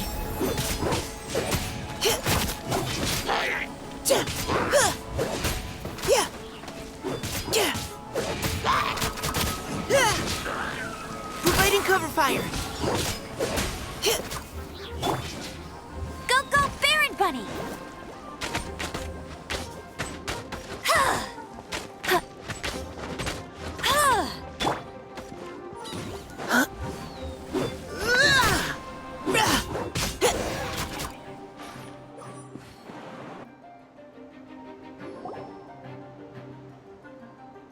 All units are now in position. Hertha! Oh, jeez, your voice scared me just now. What? Still caught up in the imposter incident? I thought you knew about the plan. Well, after you up and disappeared one day, all Master Jean told me was that you'd be gone for a while on an important mission, and that it'd be better if people thought you were dead. And then, what do you know? Someone who looks exactly like you appears out of nowhere 2 days later. If Master Jean hadn't told me about your mission, I would have fallen for it hook, line, and sinker. Yeah, that's quite a scary thought. I get chills just thinking about it. A monster replacing someone close to you, and you're none the wiser. Don't worry. Once this is over, these monsters won't be a threat to us again. Albedo! Are you okay? The trial wasn't too hard on you, was it? I'm sorry I couldn't be there. I was so worried. Same here. I thought it was all real at one point. I was in complete shock. So, you didn't know, Amber? Then it seems Eula did an excellent job at keeping the situation under wraps. And no need to worry, you two. I'm no worse for wear. That sounds like you, all right. She's like an impenetrable wall, that one. You're not getting a secret out of her.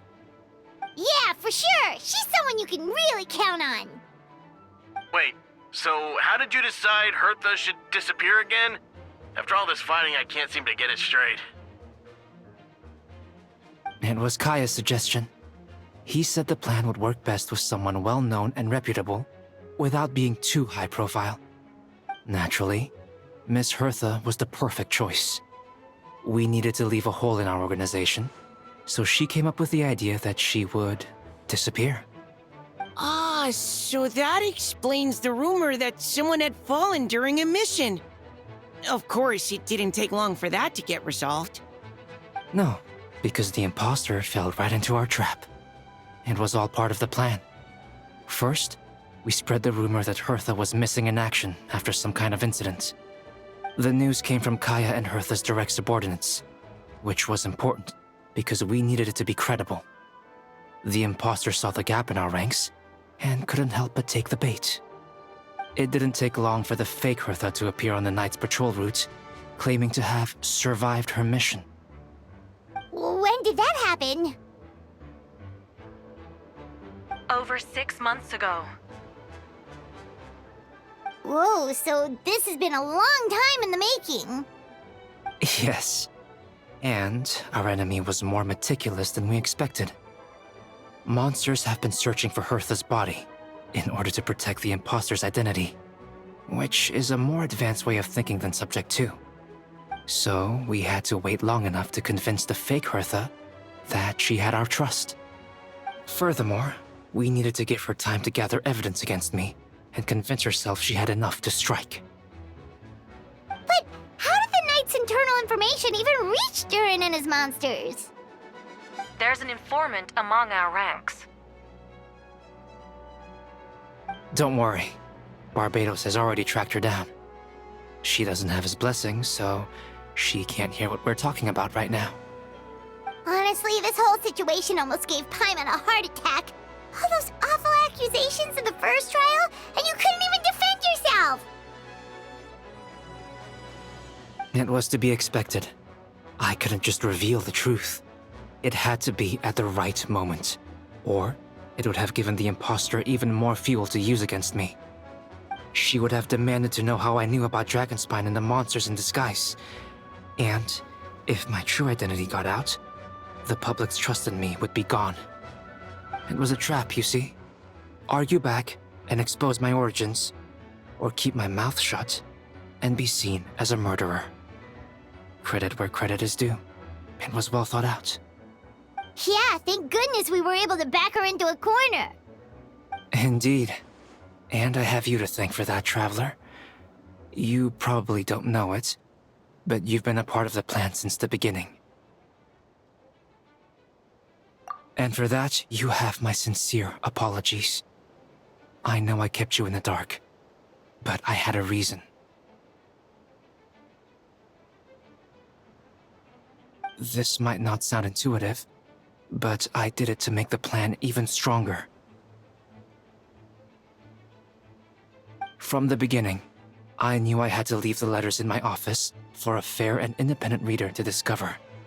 Someone willing to seek the truth. Naturally, I thought of you. I knew you would return for Windblume. I knew you would agree to attend the trial.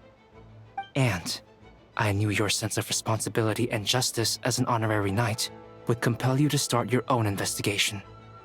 The fake Hertha, Subject 2, has met you on Dragonspine before. If she thought even you had lost faith in me, her confidence might get the best of her. The perfect time for us to strike. Albedo's right. You were part of our plan from the start. I hope you don't take offense at our decision to keep that from you. And please, don't be too hard on Albedo. He was just doing his best to look out for Mondstadt. Enough people were involved in the plan as it was. We had no other choice. The Honorary Knight and Paimon will always be friends of Mondstadt. We will never forget that. Aw, that means a lot.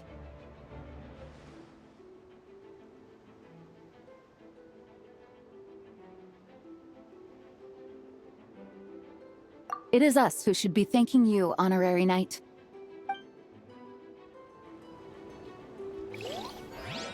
Wait, was that you just now?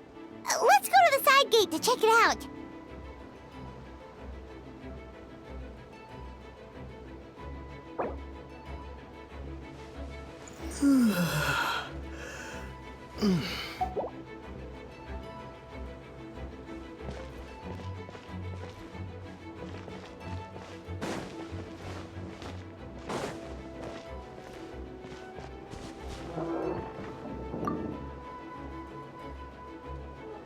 Meow-wee! These darn things are more annoying than disgusting booze hounds! Albedo, Traveler! If you run into anyone who needs a safe place to wait this out, feel free to send them to that cat's tail. I'll be here to watch over things so the tavern will be safe. Thank you, Diona. We'll be sure to do just that.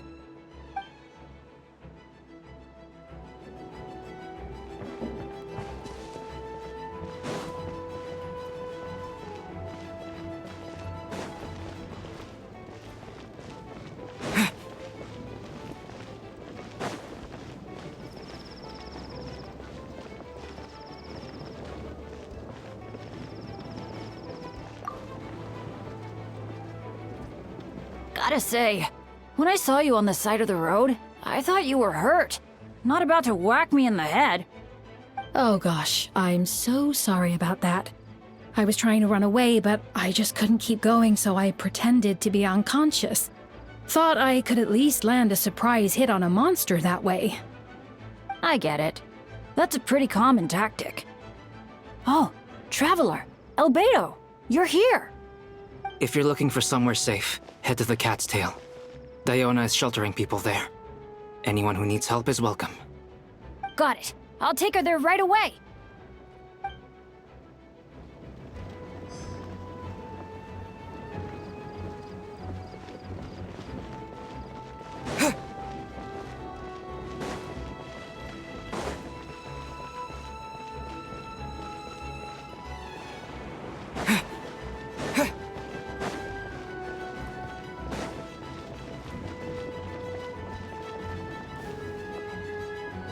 Captain Albedo, Honorary Knight! Focus on the battle. We've got your back.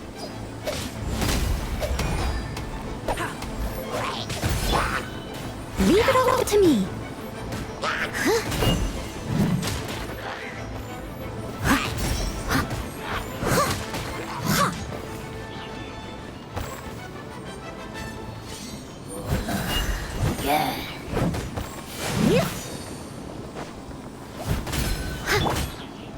Go! Coming to be!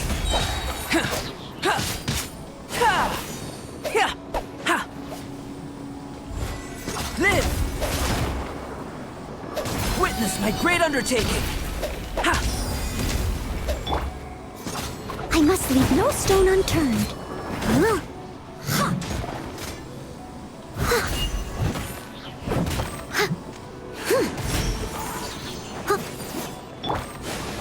Water jet!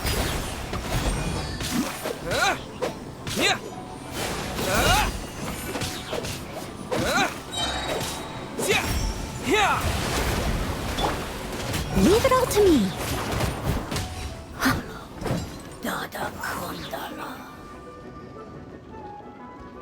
Thanks for the help. That was over a lot faster than I expected. I'm sure you have places to be, so don't let me keep you. Rest assured, I'll keep the people around here safe. Be careful out there. I know victory will be ours.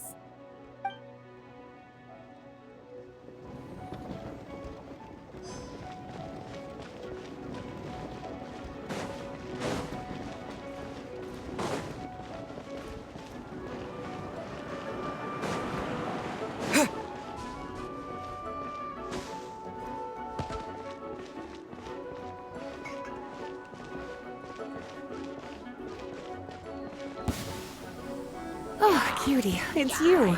Here to take some weight off our shoulders? Lupical, it's you. Good work, everyone. We're here to help.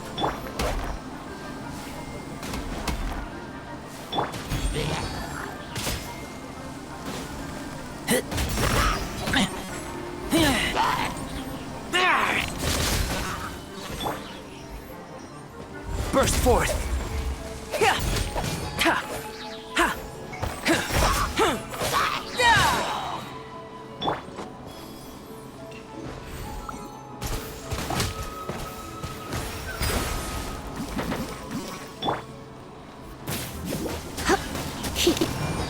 You're in for a little shock.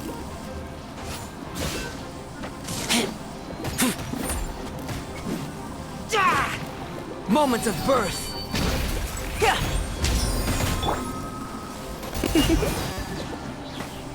Come a little closer.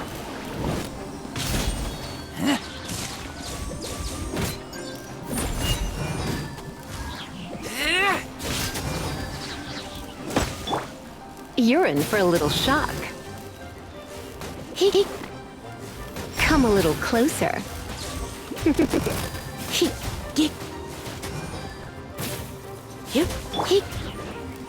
Coming to be.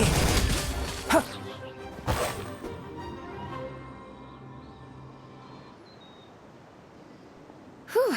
It's been a while since I unleashed my lightning during windblume. It happened a lot before? Unleashing lightning on people? No. Once in a while, maybe. It sure feels good to let loose, though. My old professor even wrote to me about that a few days ago. Of course, I made sure to emphasize that I always treat others with kindness. It's only natural for a student to inherit their teacher's ways, after all. And mine was a gentle old man from the Spontamod school. So you see, this time I only used gentle methods of electrocution. So gentle, even Jean would have no reason to intervene. Huh. Gentle electrocution. You seem to be in good spirits, Miss Lisa. Well, it's good to move about every once in a while.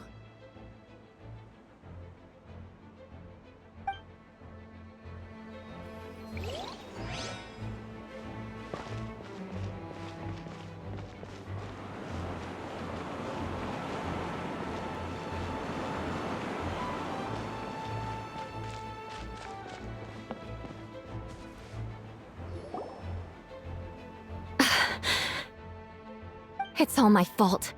I knew Clea was fast, but disappearing like this? I only lost sight of her for 1 second. How am I going to explain this to Albedo? Explain what?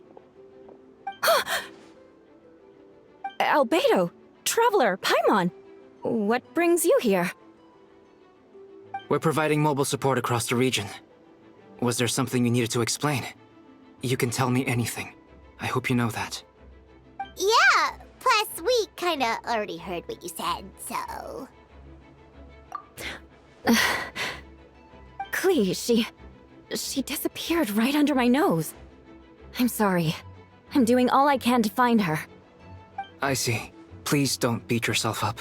Clea is... Wait! Something's coming this way, and it doesn't look pretty! Alright, fighting first, conversation later.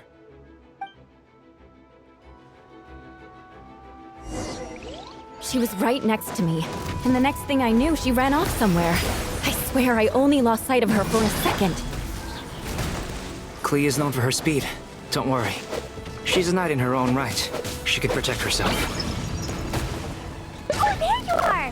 Clea's here to help! See? Kids are fast on their feet. Clea's got this one! Those bombs. I see what you mean. She is not to be underestimated. Shut her! Be jumpy, go! Undertaking! Coming to be! Beg for mercy. Clee to the rescue!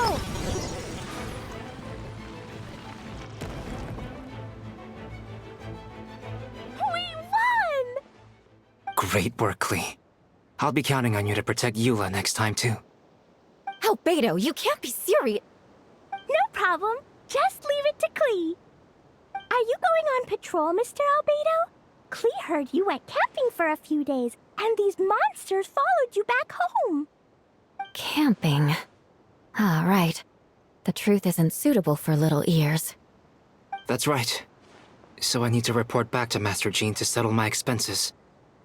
If you have some time, I'm sure Eula would be grateful if you escorted her back to headquarters as well.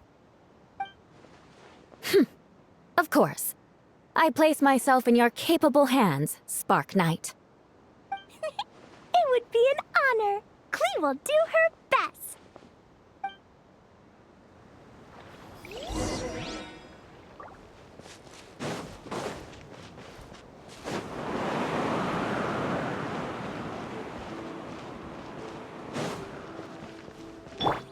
I'll protect us.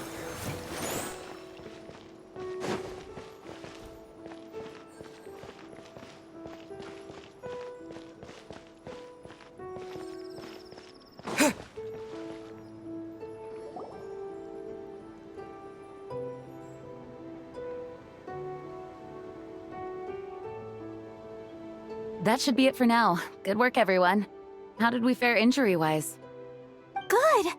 Our preparations paid off. Injuries are few and far between. I have the full record here. Wonderful. I'll review it in a bit. We're back! Everyone all right? Amber? Yup, right as rain. We're back! Klee kept Miss Eula safe the whole way. That's amazing, Klee. Eula was lucky to have you. Looks like we're still missing a few. Reporting back, Master Jean. Mission complete. Good to have you back safe and sound. And great work, everyone. This operation could not have happened without you all. Your leadership is what made it possible, Master Jean. It's been a busy few days. You should take a well-deserved break. I will. But I believe you deserve one most of all. My work isn't finished, I'm afraid. I have a few loose ends to tie up. Loose ends? Ah, yes, of course. We can talk about it back at headquarters. The Traveler and Paimon should be there too. All right. Everyone who has finished their work should head back to their quarters or to the church to get some rest. Want to come with us, Klee? We can drink some tea and eat some freshly baked moon pies. Yes! Yes!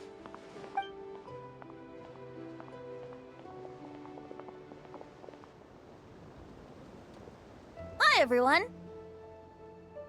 Venti, thank you for everything. I know there were difficult moments along the way. Oh, well, wait. Does that mean you saw me running for my life? Oh, no. Apologies. Just forget I said anything.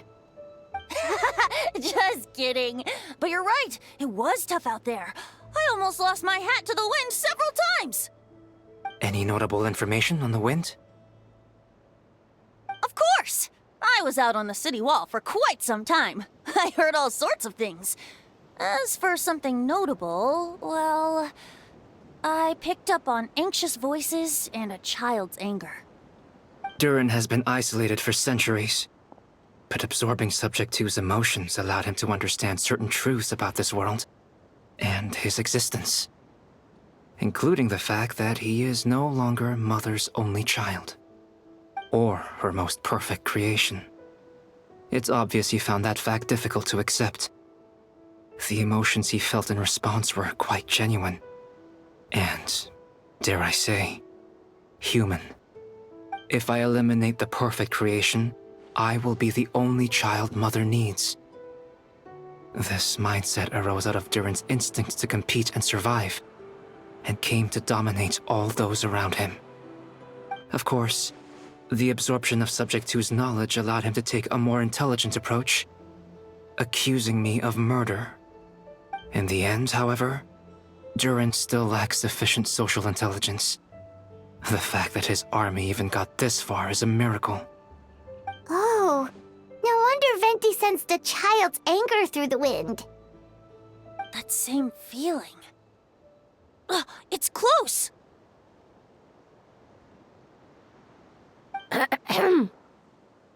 Ah, Miss Phonia.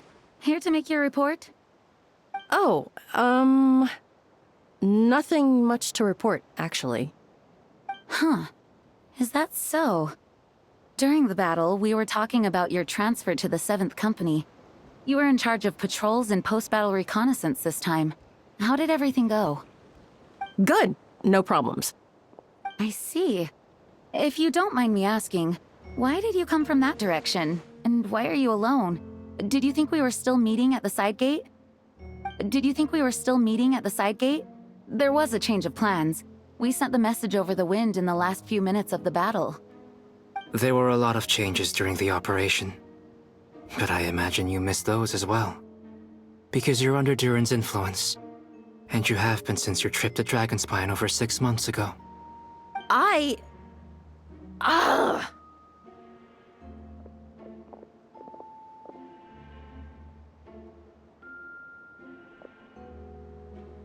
Don't move. Let's continue this discussion back at headquarters. Don't be scared. I'll figure out a way to free you from his power soon.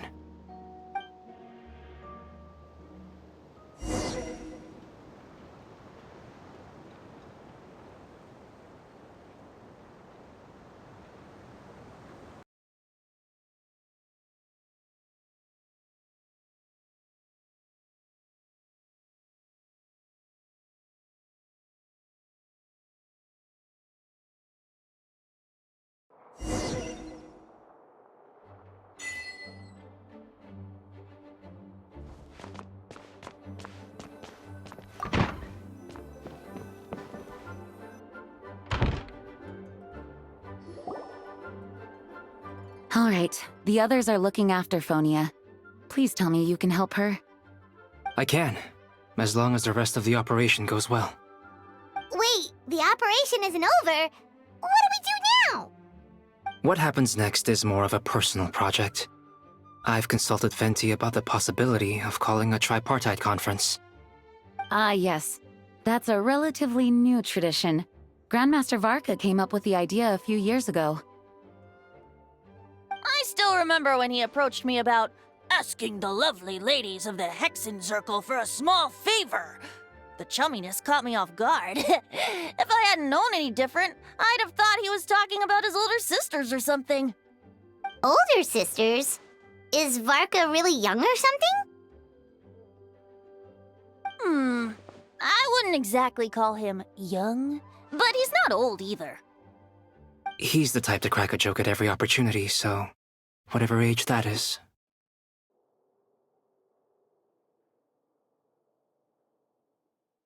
Indeed. Anyway, the Tripartite Conference is a gathering of 3 parties: the Hexen Circle, the Animo Archon, and the joint forces of the Knights and Church of Favonius. Lord Barbados was able to facilitate a meeting between Varka and the mages. Varka has quite a way with words, so he was able to gain their favor and convince them to agree to a very important request. Namely, that in Mondstadt's greatest time of need, the mages would return and lend their aid to our nation. Yes, and now I have a request of my own. So I need the conference to convene once again. Venti, if you would. Of course! Traveler, pass me the Dodo communication device. Huh? You're gonna use that thing to call them? Just watch and learn.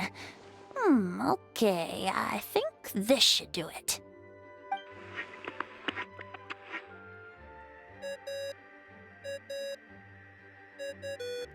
What's that ringing? Is it the wind or something? Hold on, that's not the right voice. Wait. Barbados? Varka? Grandmaster? Oops, wrong contact. Sorry, Varka, you're probably busy right now. But considering I'm surrounded on both sides with a group on my tail looking to turn me into mincemeat, yeah, I'd say so. Yes, well, have fun with that.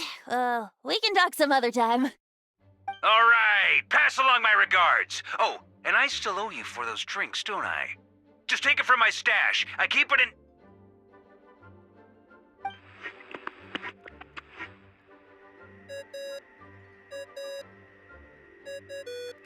Hey! He was just about to tell us where to find his secret stash! That seems like a bit much.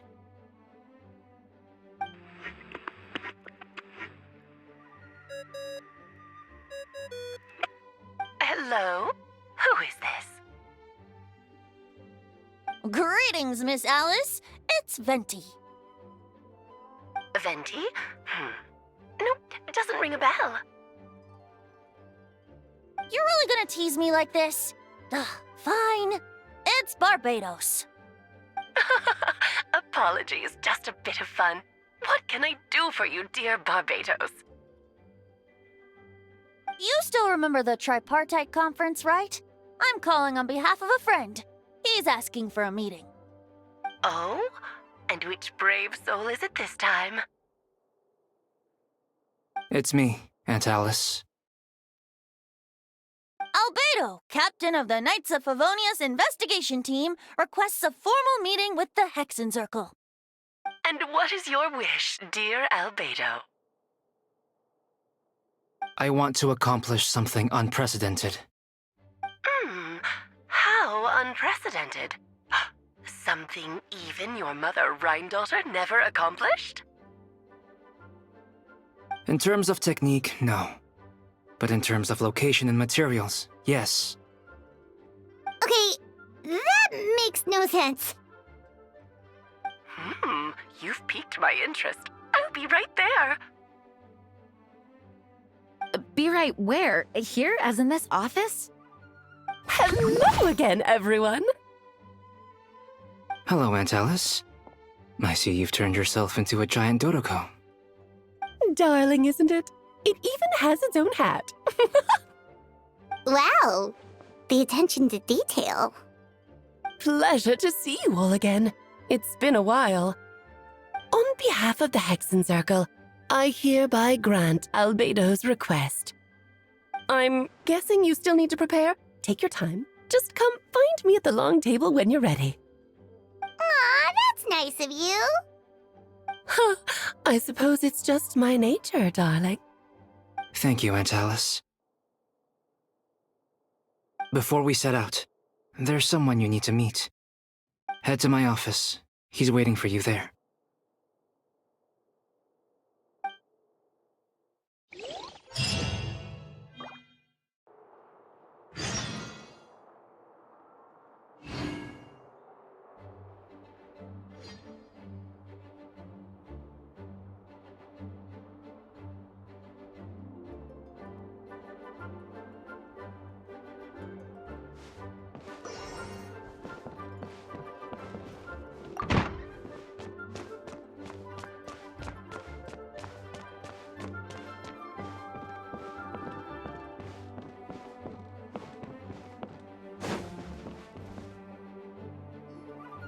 Hey, have you ever wondered why Albedo always keeps his office closed?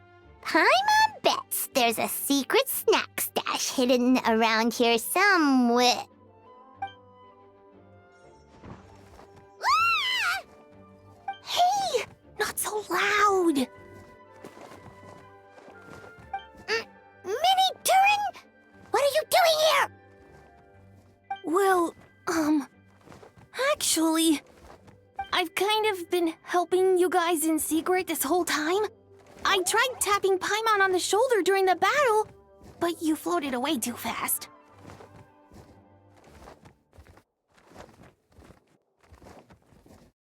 Yeah, I've been in Mondstadt for a few days now, but I've kept myself out of sight. I thought people might be scared of me. Oh, don't worry. We aren't scared of you. Thanks. So, what brings you here? Oh, is it windblume? There are a ton of fun games this time of year. I did sneak off to the festival for a bit. Even though I couldn't play the games because of all the people, I still had a lot of fun. But that's not why I'm here. Albedo and I made a promise to accomplish something great together. What do you mean? I'm gonna replace the Durin on Dragonspine. I'm gonna be the one who is revived and brought into this world. Wait, didn't that already happen? You left the storybook world, and now you're here. Sorry. I should be more specific. Albedo said he can use alchemy to turn me into a human. What?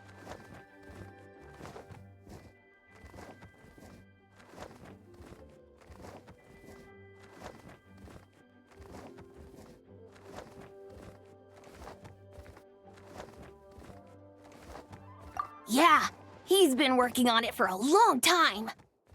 And that's what you want, Mini Durin? To become human? I don't know if want is the right word. I don't even know if there's a right answer in a situation like this. But I do know this.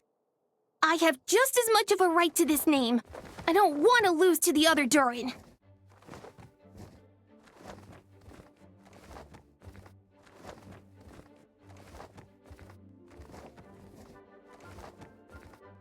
I know. Albedo talked to me about that. He said the Durin on Dragonspine is a lot more aggressive and primitive. Almost like a beast. But Mom created me in a storybook. The pure parts of me can balance out the evil parts of him. If I'm honest, I don't know what that will look like.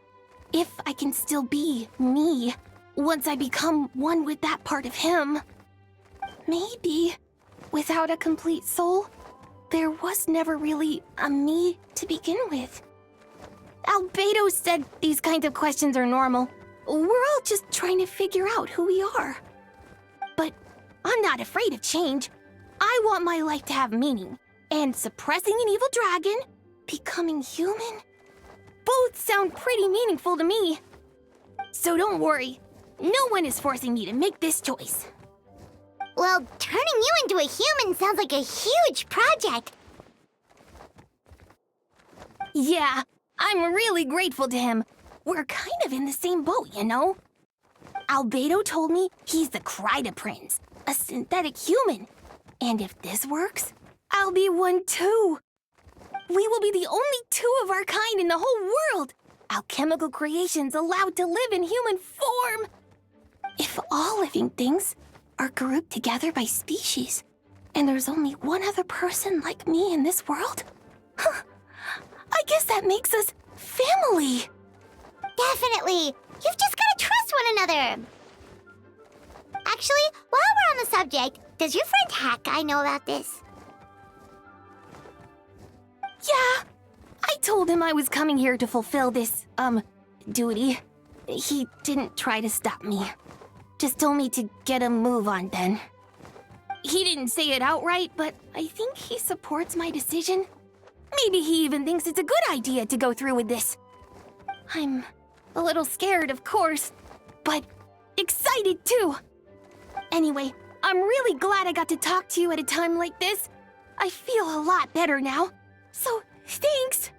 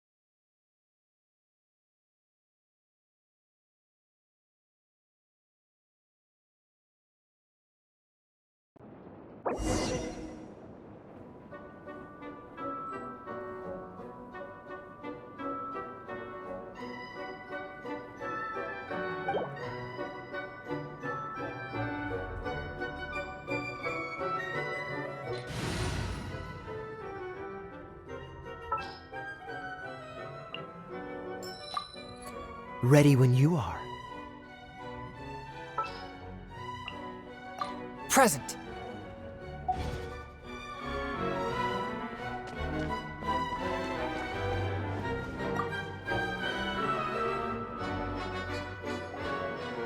Welcome, one and all. Please sit wherever you like. So, no unspoken rules to be aware of? I don't want to unwittingly park myself down on some important lady's chair. I highly doubt anyone's going to mind where you sit, Lord Barbados. But thank you for being so considerate. Jean didn't fancy tagging along? A lot happened in the city today. If she left, there really would be no one around to lead the Knights of Favonius. All right, never mind. I was just hoping to treat her to some tea. So, tell me, Albedo, what is this outrageous and audacious plan of yours that I've been hearing murmurings about? I'll get right to the point. I intend to kill the evil Durin in Dragonspine. Oh? And I'd also like to request some alchemical reagents from the Hexen Circle. Which ones? I'm all ears. First would be the flesh of that immortal monster from the Mare Javari. Interesting. What else?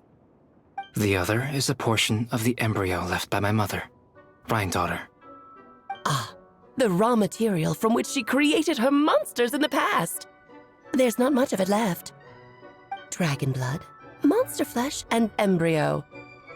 Sounds to me like a formula for creating life. Correct. Durin's heart has continued to beat ever since the day he died. That means it's just a matter of time before he eventually returns. It could be centuries away, or millennia, but the day will come. I've spent years investigating in Dragonspine, so I'm well aware of the danger he poses. He has already posed a considerable threat to Mondstadt at less than half of his original strength. There's no telling how dire the consequences could be if he ever regained his full life force. Hence, if we want to be free of the dangers posed by his blood and limitless vitality, we must find a way to eliminate Durin entirely. Unfortunately, Durin is a special entity. Even after death, he could reawaken at any moment. So, the solution is to kill him, and then resurrect him in a different form. Upon resurrection, he will no longer be the creature he once was. In fact, he will no longer be a monster at all, because I intend to transform him into a human-like being. During the summer, Klee and I visited a fairy tale world called Simulanka. It was created by mages from the Hexen Circle, so I'm sure you know of it. Of course! It was even the home of one of M's children, the other Oh, I see. It was during that journey that I learned, with certainty, that Durin would return to life one day. That experience inspired me. I met the pure soul M had created, and I knew if I wanted to change Durin's fate, he could be the key. To that end, I devised an alchemical model for the transmutation. The soul will come from the fairy tale dragon of Simulanka, the blood from the original dragon's heart. And the monster remnants from the Mare Javari and the embryo mother left behind will form the flesh. The corrosive nature of the dragon venom and the heightened vitality of the monster remnants will offset each other, keeping the constructed body in perfect balance. A powerful side effect can be triggered when festering forces and life energy collide. In an alchemical setting, the results are sure to be nothing short of astounding. The glint in your eye when you talk about these ideas. You really are your mother's child.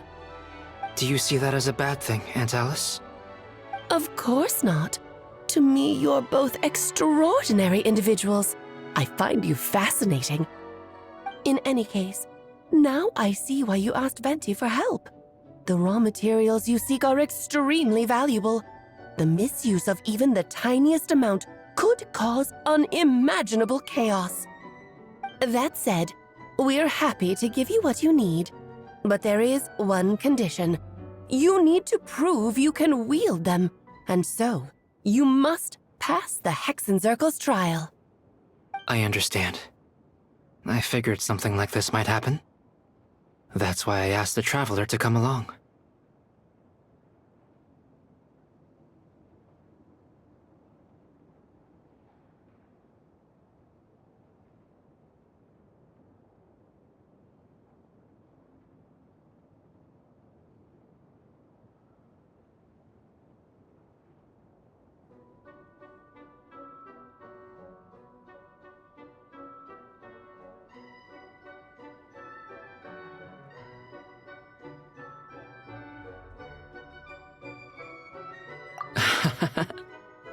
I can think of no better partner for such an endeavor. So you know our tricks, huh? Aunt Alice has always loved the spectacle. Any chance to witness friends come together to support one another. Well, success means little if you have no one to celebrate it with, no? Although, I'm afraid dear Paimon will have to sit this one out. What? Why? The Hexen Circle trials are no walk in the park, my dear. Besides, I already decided on the structure. There's only room for 2 participants, I'm afraid. No more, no less. You understand, don't you, Paimon? Oh, don't be too angry with your dear aunt. Okay. You can turn off the charm. Paimon will stay behind. Thank you for being so understanding. Then, whenever you two are ready, interact with the chessboard on the table. It will guide you through the trial. Then let me make a formal request. Will you go through this trial with me?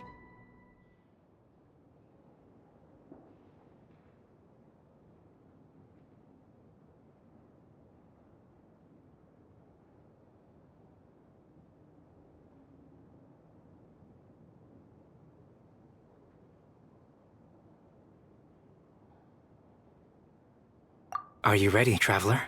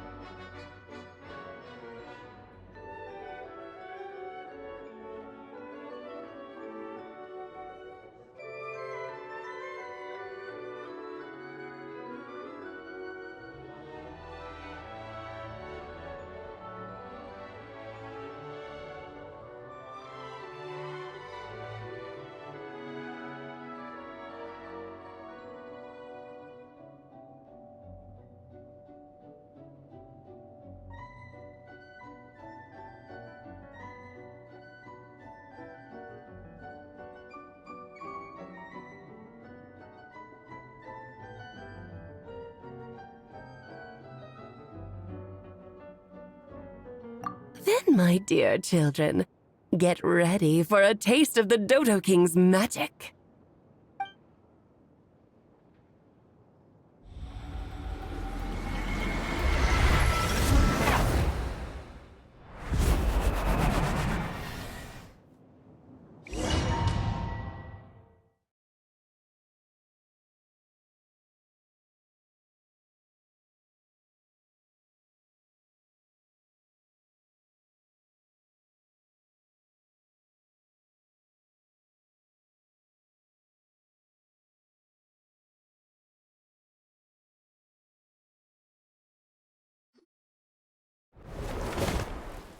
It's certainly in keeping with Hexen Circle modalities.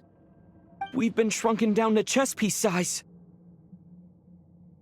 Whoa, you're so tiny now! Take extra care of yourselves, okay? What is it? Nothing. It's just Paimon's voice is even louder than usual now I'm this size.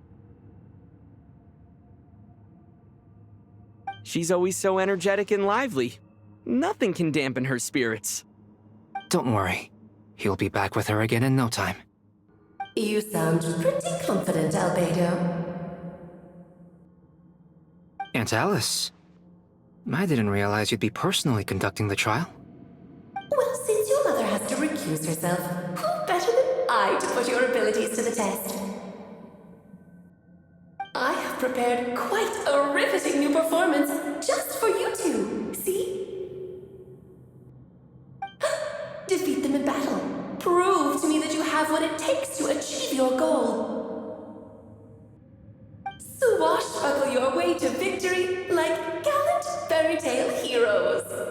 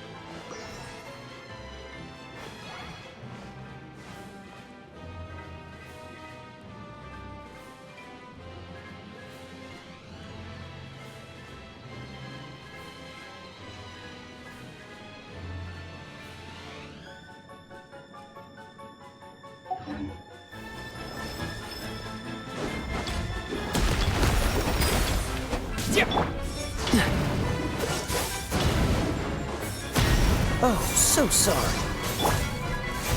Let's dance. Feel this ancient power.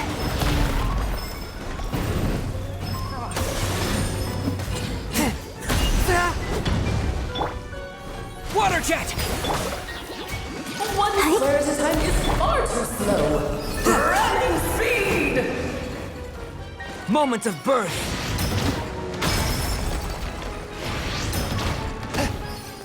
Come into being.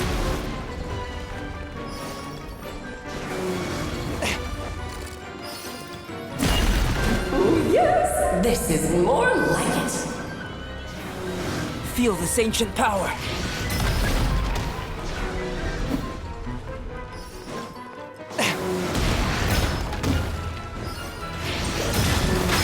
Yes! This is more like it. Witness my great undertaking!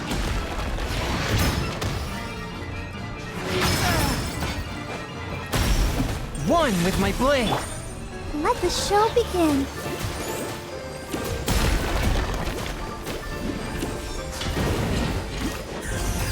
Moment of birth!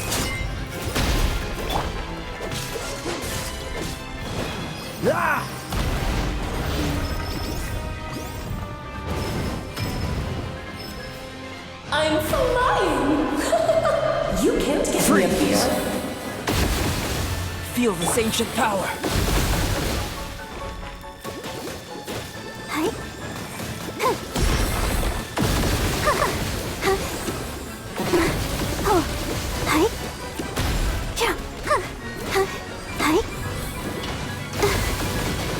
Feel this ancient power.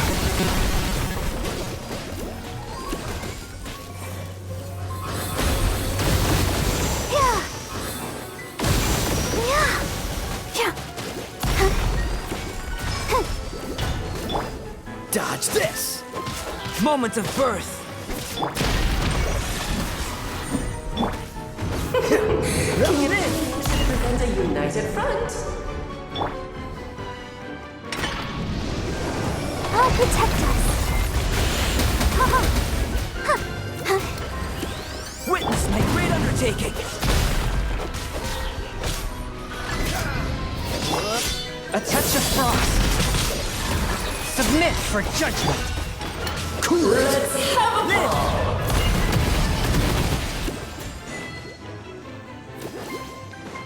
Moment of birth.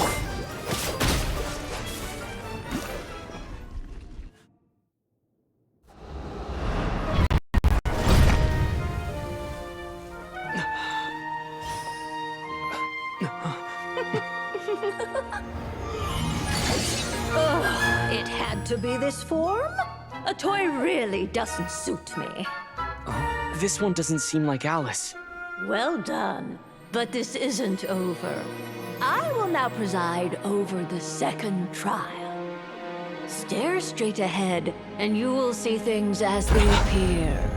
But change your perspective, and you will see them as they are.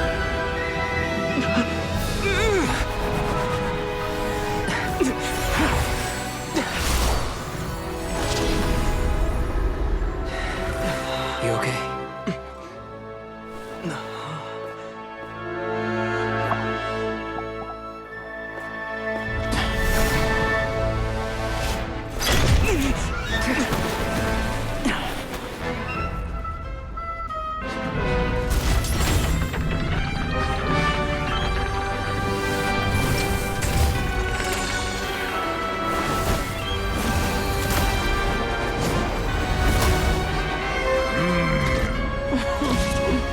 The trial awaits.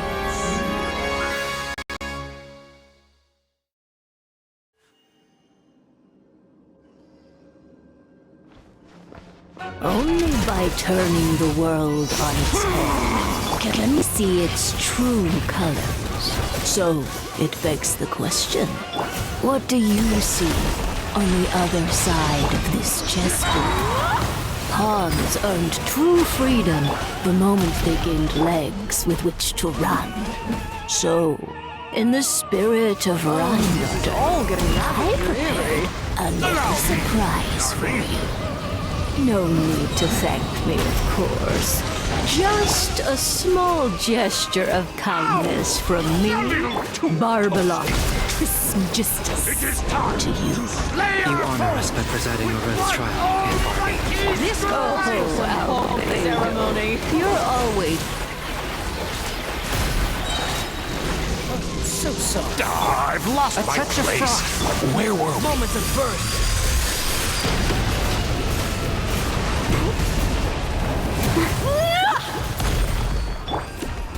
Dodge this! Go! Let us dance, my dearest!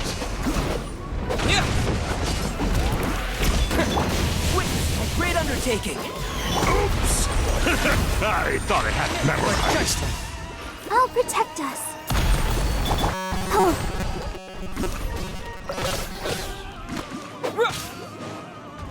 Come into the beam.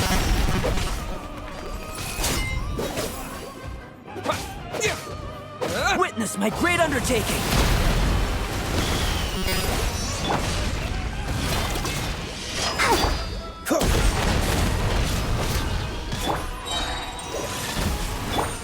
Live! And now, a towering return to form! Moment of birth. This will be frozen when it bursts forth.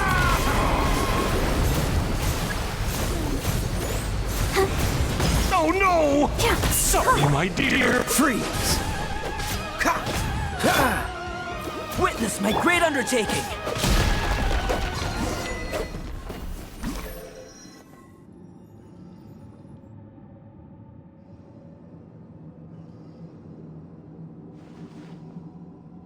Yes, very well done.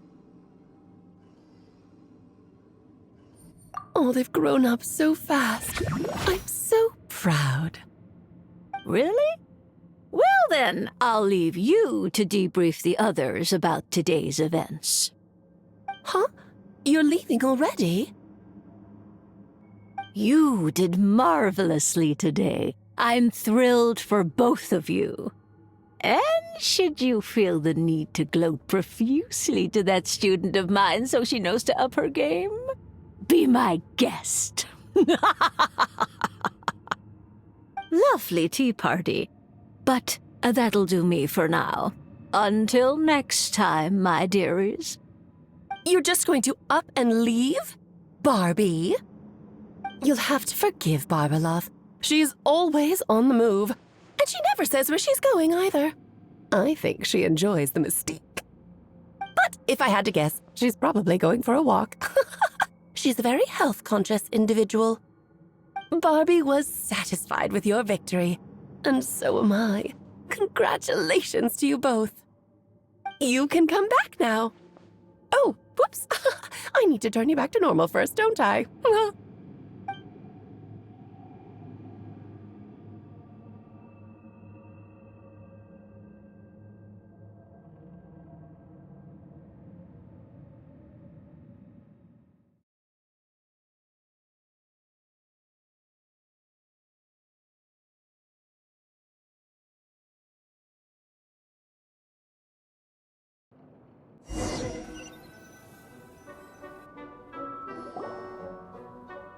You're finally back! Great job! You made it all look so easy! Nice to have you back safe and sound. Now time to relax and switch off. You've earned it. Thank you. Once you've rested up, let me know when you're free, and we'll head to Dragonspine. To deal with the Dragon of Dragonspine, right? Indeed. The sooner we deal with Durin, the better.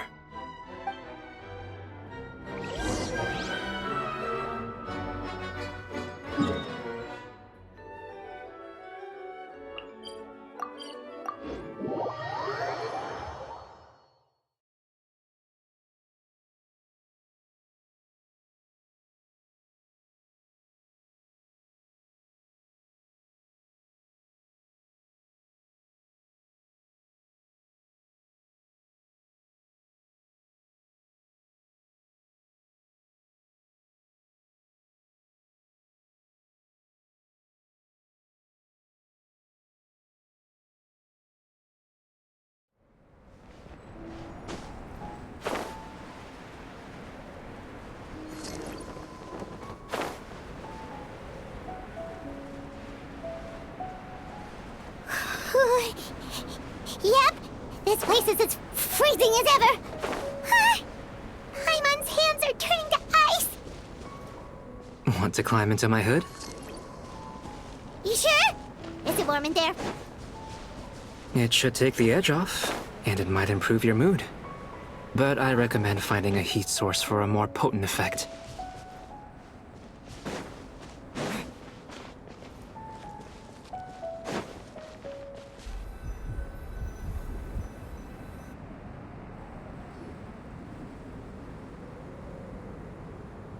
We've arrived. Sorry, Paimon. I have to get to work now. Still beating away after all this time. Leave it to me. You two, stay on guard.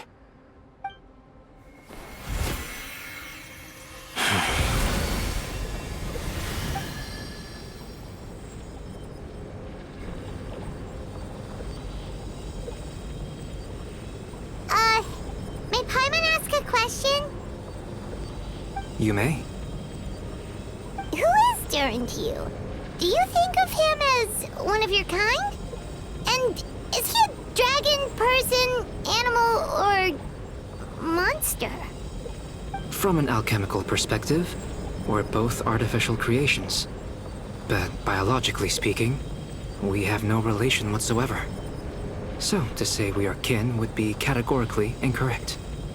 Sounds like you prefer humans to dragons, then. It's not so much a matter of preference. Rather, as things stand, I would say I belong to the class of human, albeit a unique category thereof. But then again, most forms of life in this world possess some unique traits. I am perhaps the most unique among humans, in that I'm the only one of my kind. But soon, there will be another just like me, assuming this alchemical project proves successful. I believe Mini Durin already told you of his intent to replace the Durin of Dragonspine. After my conversation with him, he also expressed a strong interest in becoming human. It's a fascinating prospect, not to mention an extremely challenging one. But I understand why he came to that decision. Well, understood in the broadest sense, this project deals with both the past and future, and stands to profoundly impact many lives. That, primarily, is what makes it worthwhile. Helping Mini Durin become who he wants to be is a secondary consideration, though still a meaningful one. By contrast, my personal motivations are nothing so grand and meaningful. I'm just pursuing something I believe in. In my view, to cultivate life which the world cannot generate endogenously is to cultivate the world itself. Whatever aids life in attaining a greater level of perfection improves the world by doing so. It is not a question of whether this ought to be done or not, merely whether I wish to. The alchemical enterprise is concerned with deciphering and comprehending all forms of knowledge. That is the path I walk. Of course, that's not to say that this is just a science experiment to me. Anything that affects Mondstadt, I approach first and foremost as a member of the Knights of Favonius. Does that answer your question satisfactorily?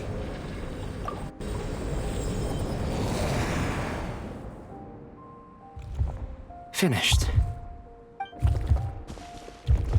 Looks like a golden energy has encased the dragon's heart. The whole heart would be too big. I don't need that much. Instead, I've just removed the core. The rest will soon lose its vitality completely. This time, Durin's body should finally die for good. Wait, but in that case, what's gonna happen to the fake Hertha?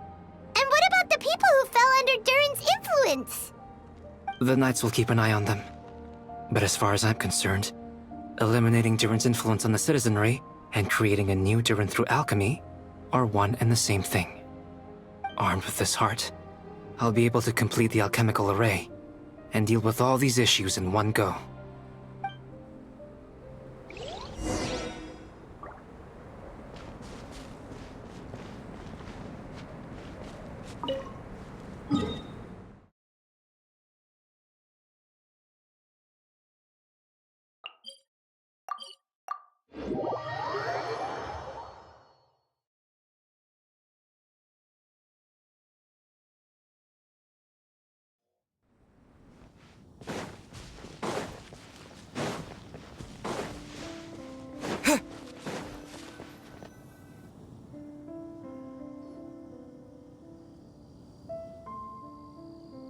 Let's call it a day here.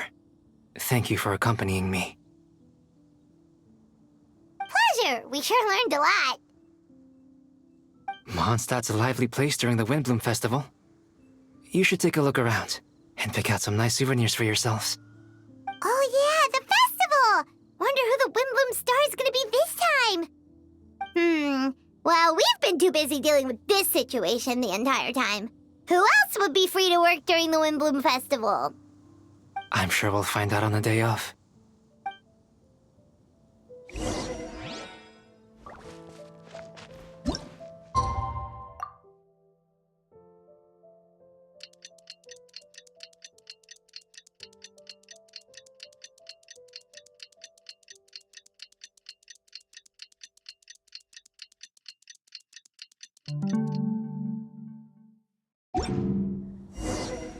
Windblume Festival is about to begin! Let's go check it out!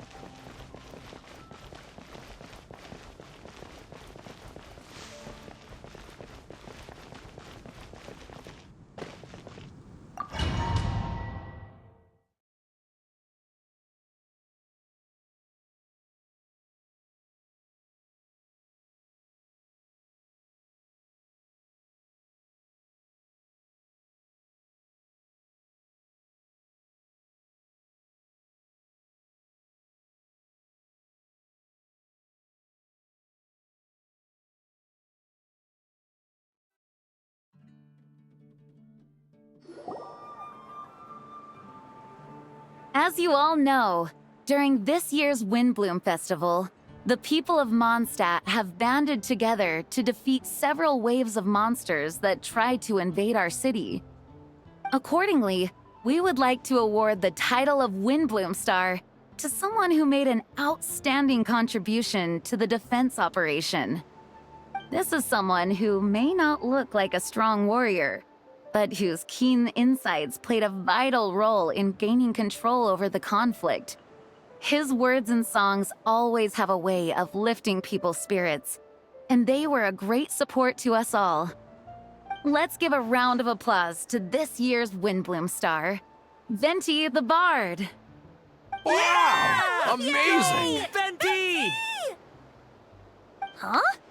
No way! You're really gonna pick me? Why not? You're the perfect person for the job. Alright. Does that mean I get unlimited free drinks at the tavern? I'm sure they'll be more than happy to support this year's Windblume Star. If you'd like, you can even take a drink while you give your acceptance speech to the crowd. In that case, instead of a speech, how about a song? Everyone! The best bard in the land is about to begin his performance, so don't go away! Gather round and lend me your ears!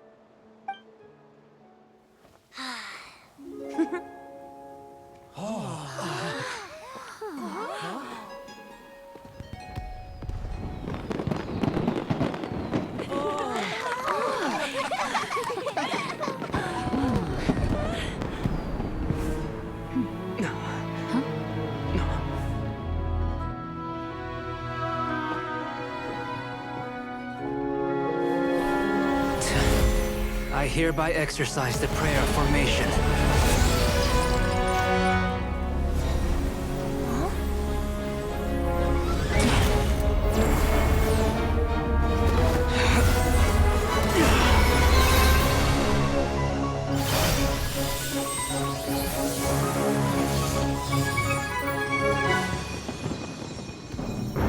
Ubiquitous earth, flowing water, refining fire, fortifying wind.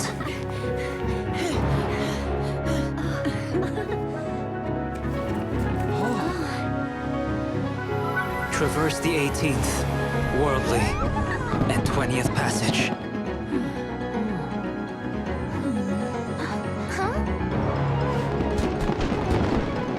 Emergent soul, enter the mortal realm.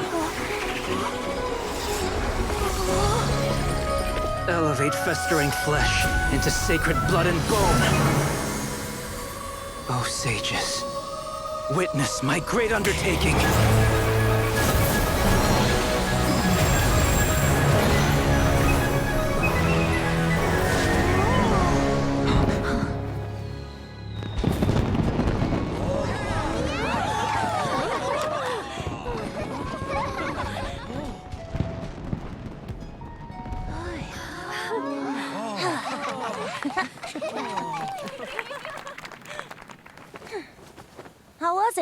Not bad, right?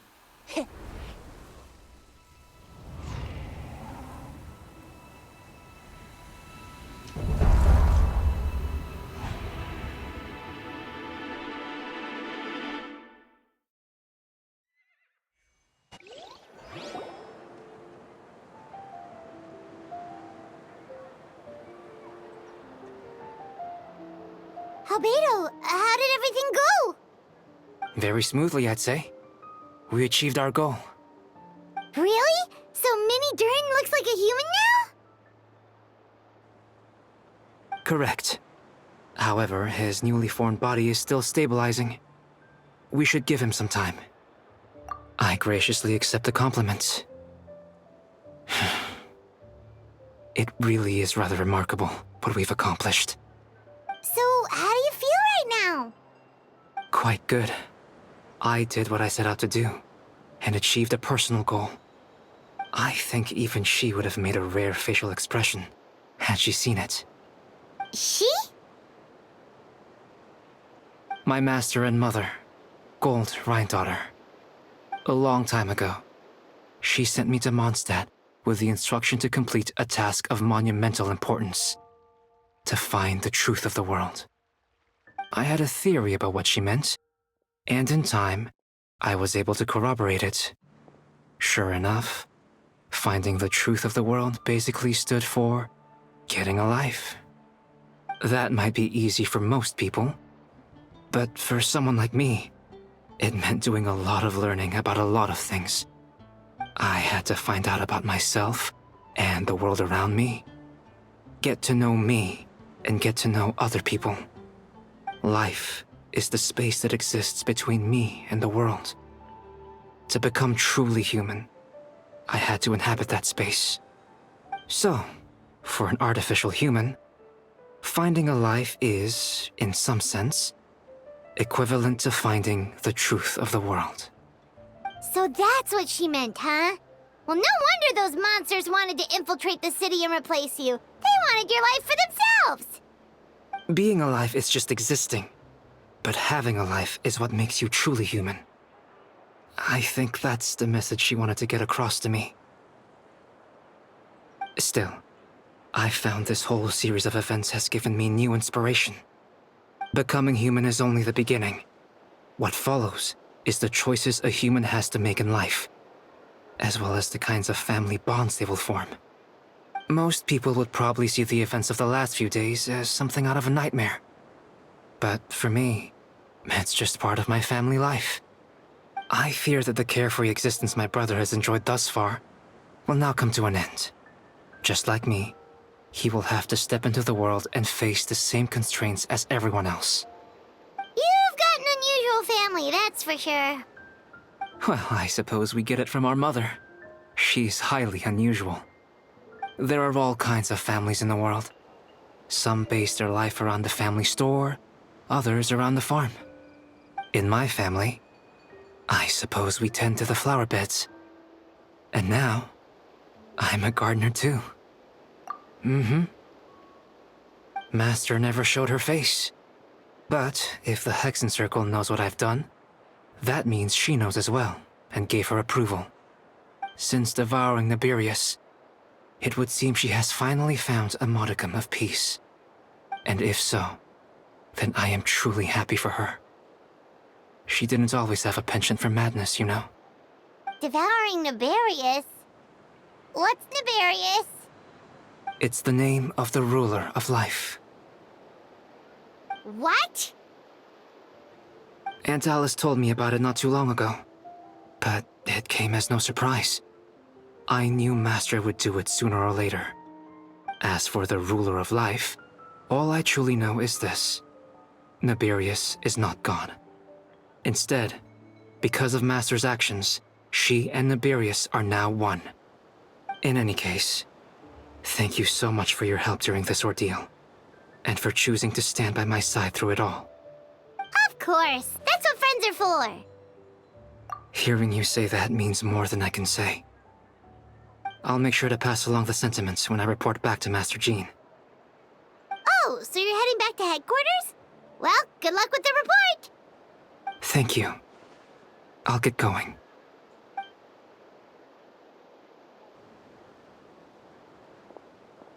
Wow, this Windblume Festival turned out to be a special one. It feels like we really made a difference. Oh, Paimon almost forgot! If the Windblume star has already been chosen, what is this year's Windblume gonna be? Wanna take a guess? Venti! You're back! Well, I couldn't keep my two dear friends in the dark about this year's Windblume, now could I?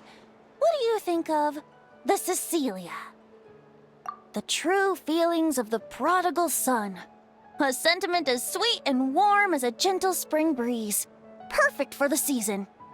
Traveler, give me your hand. The mages are very pleased that you and Albedo managed to pass their trial. Albedo received the materials he sought, so you deserve something in return as well. The Hexen Circle wants you to have this. It contains something entirely one of a kind, a secret of sorts. When the time is right, it will reveal itself to you. So no need to open it right away. Wow, a gift and a mystery all in one! The mages sure love their secrets, huh? According to the sender, you are probably the only person who could make use of something like this. So I suppose it belongs with you. Well, all I did was deliver it. Although I did go to great lengths during this whole ordeal. I suppose a reward for my efforts wouldn't be out of the question. You've helped a lot, Venti. How about we treat you to a drink? Really? Oh, I'll hold you to that, you know. No going back on your word. Of course not! Let's go to the tavern right now! Music to my ears. Oh, I'm so happy I could fly. It's like this festival was made for me or something. When no love remains for the songs to tell, the world becomes naught but an empty shell. Cruel is said fate, cruel it may be, were it not for a hero who could set us all free. Through shadows so cold, he saw wisdom untold, chasing a fragrance the wind only knows. Thus wistfulness waned and faded into night as he stepped from the darkness and into the light.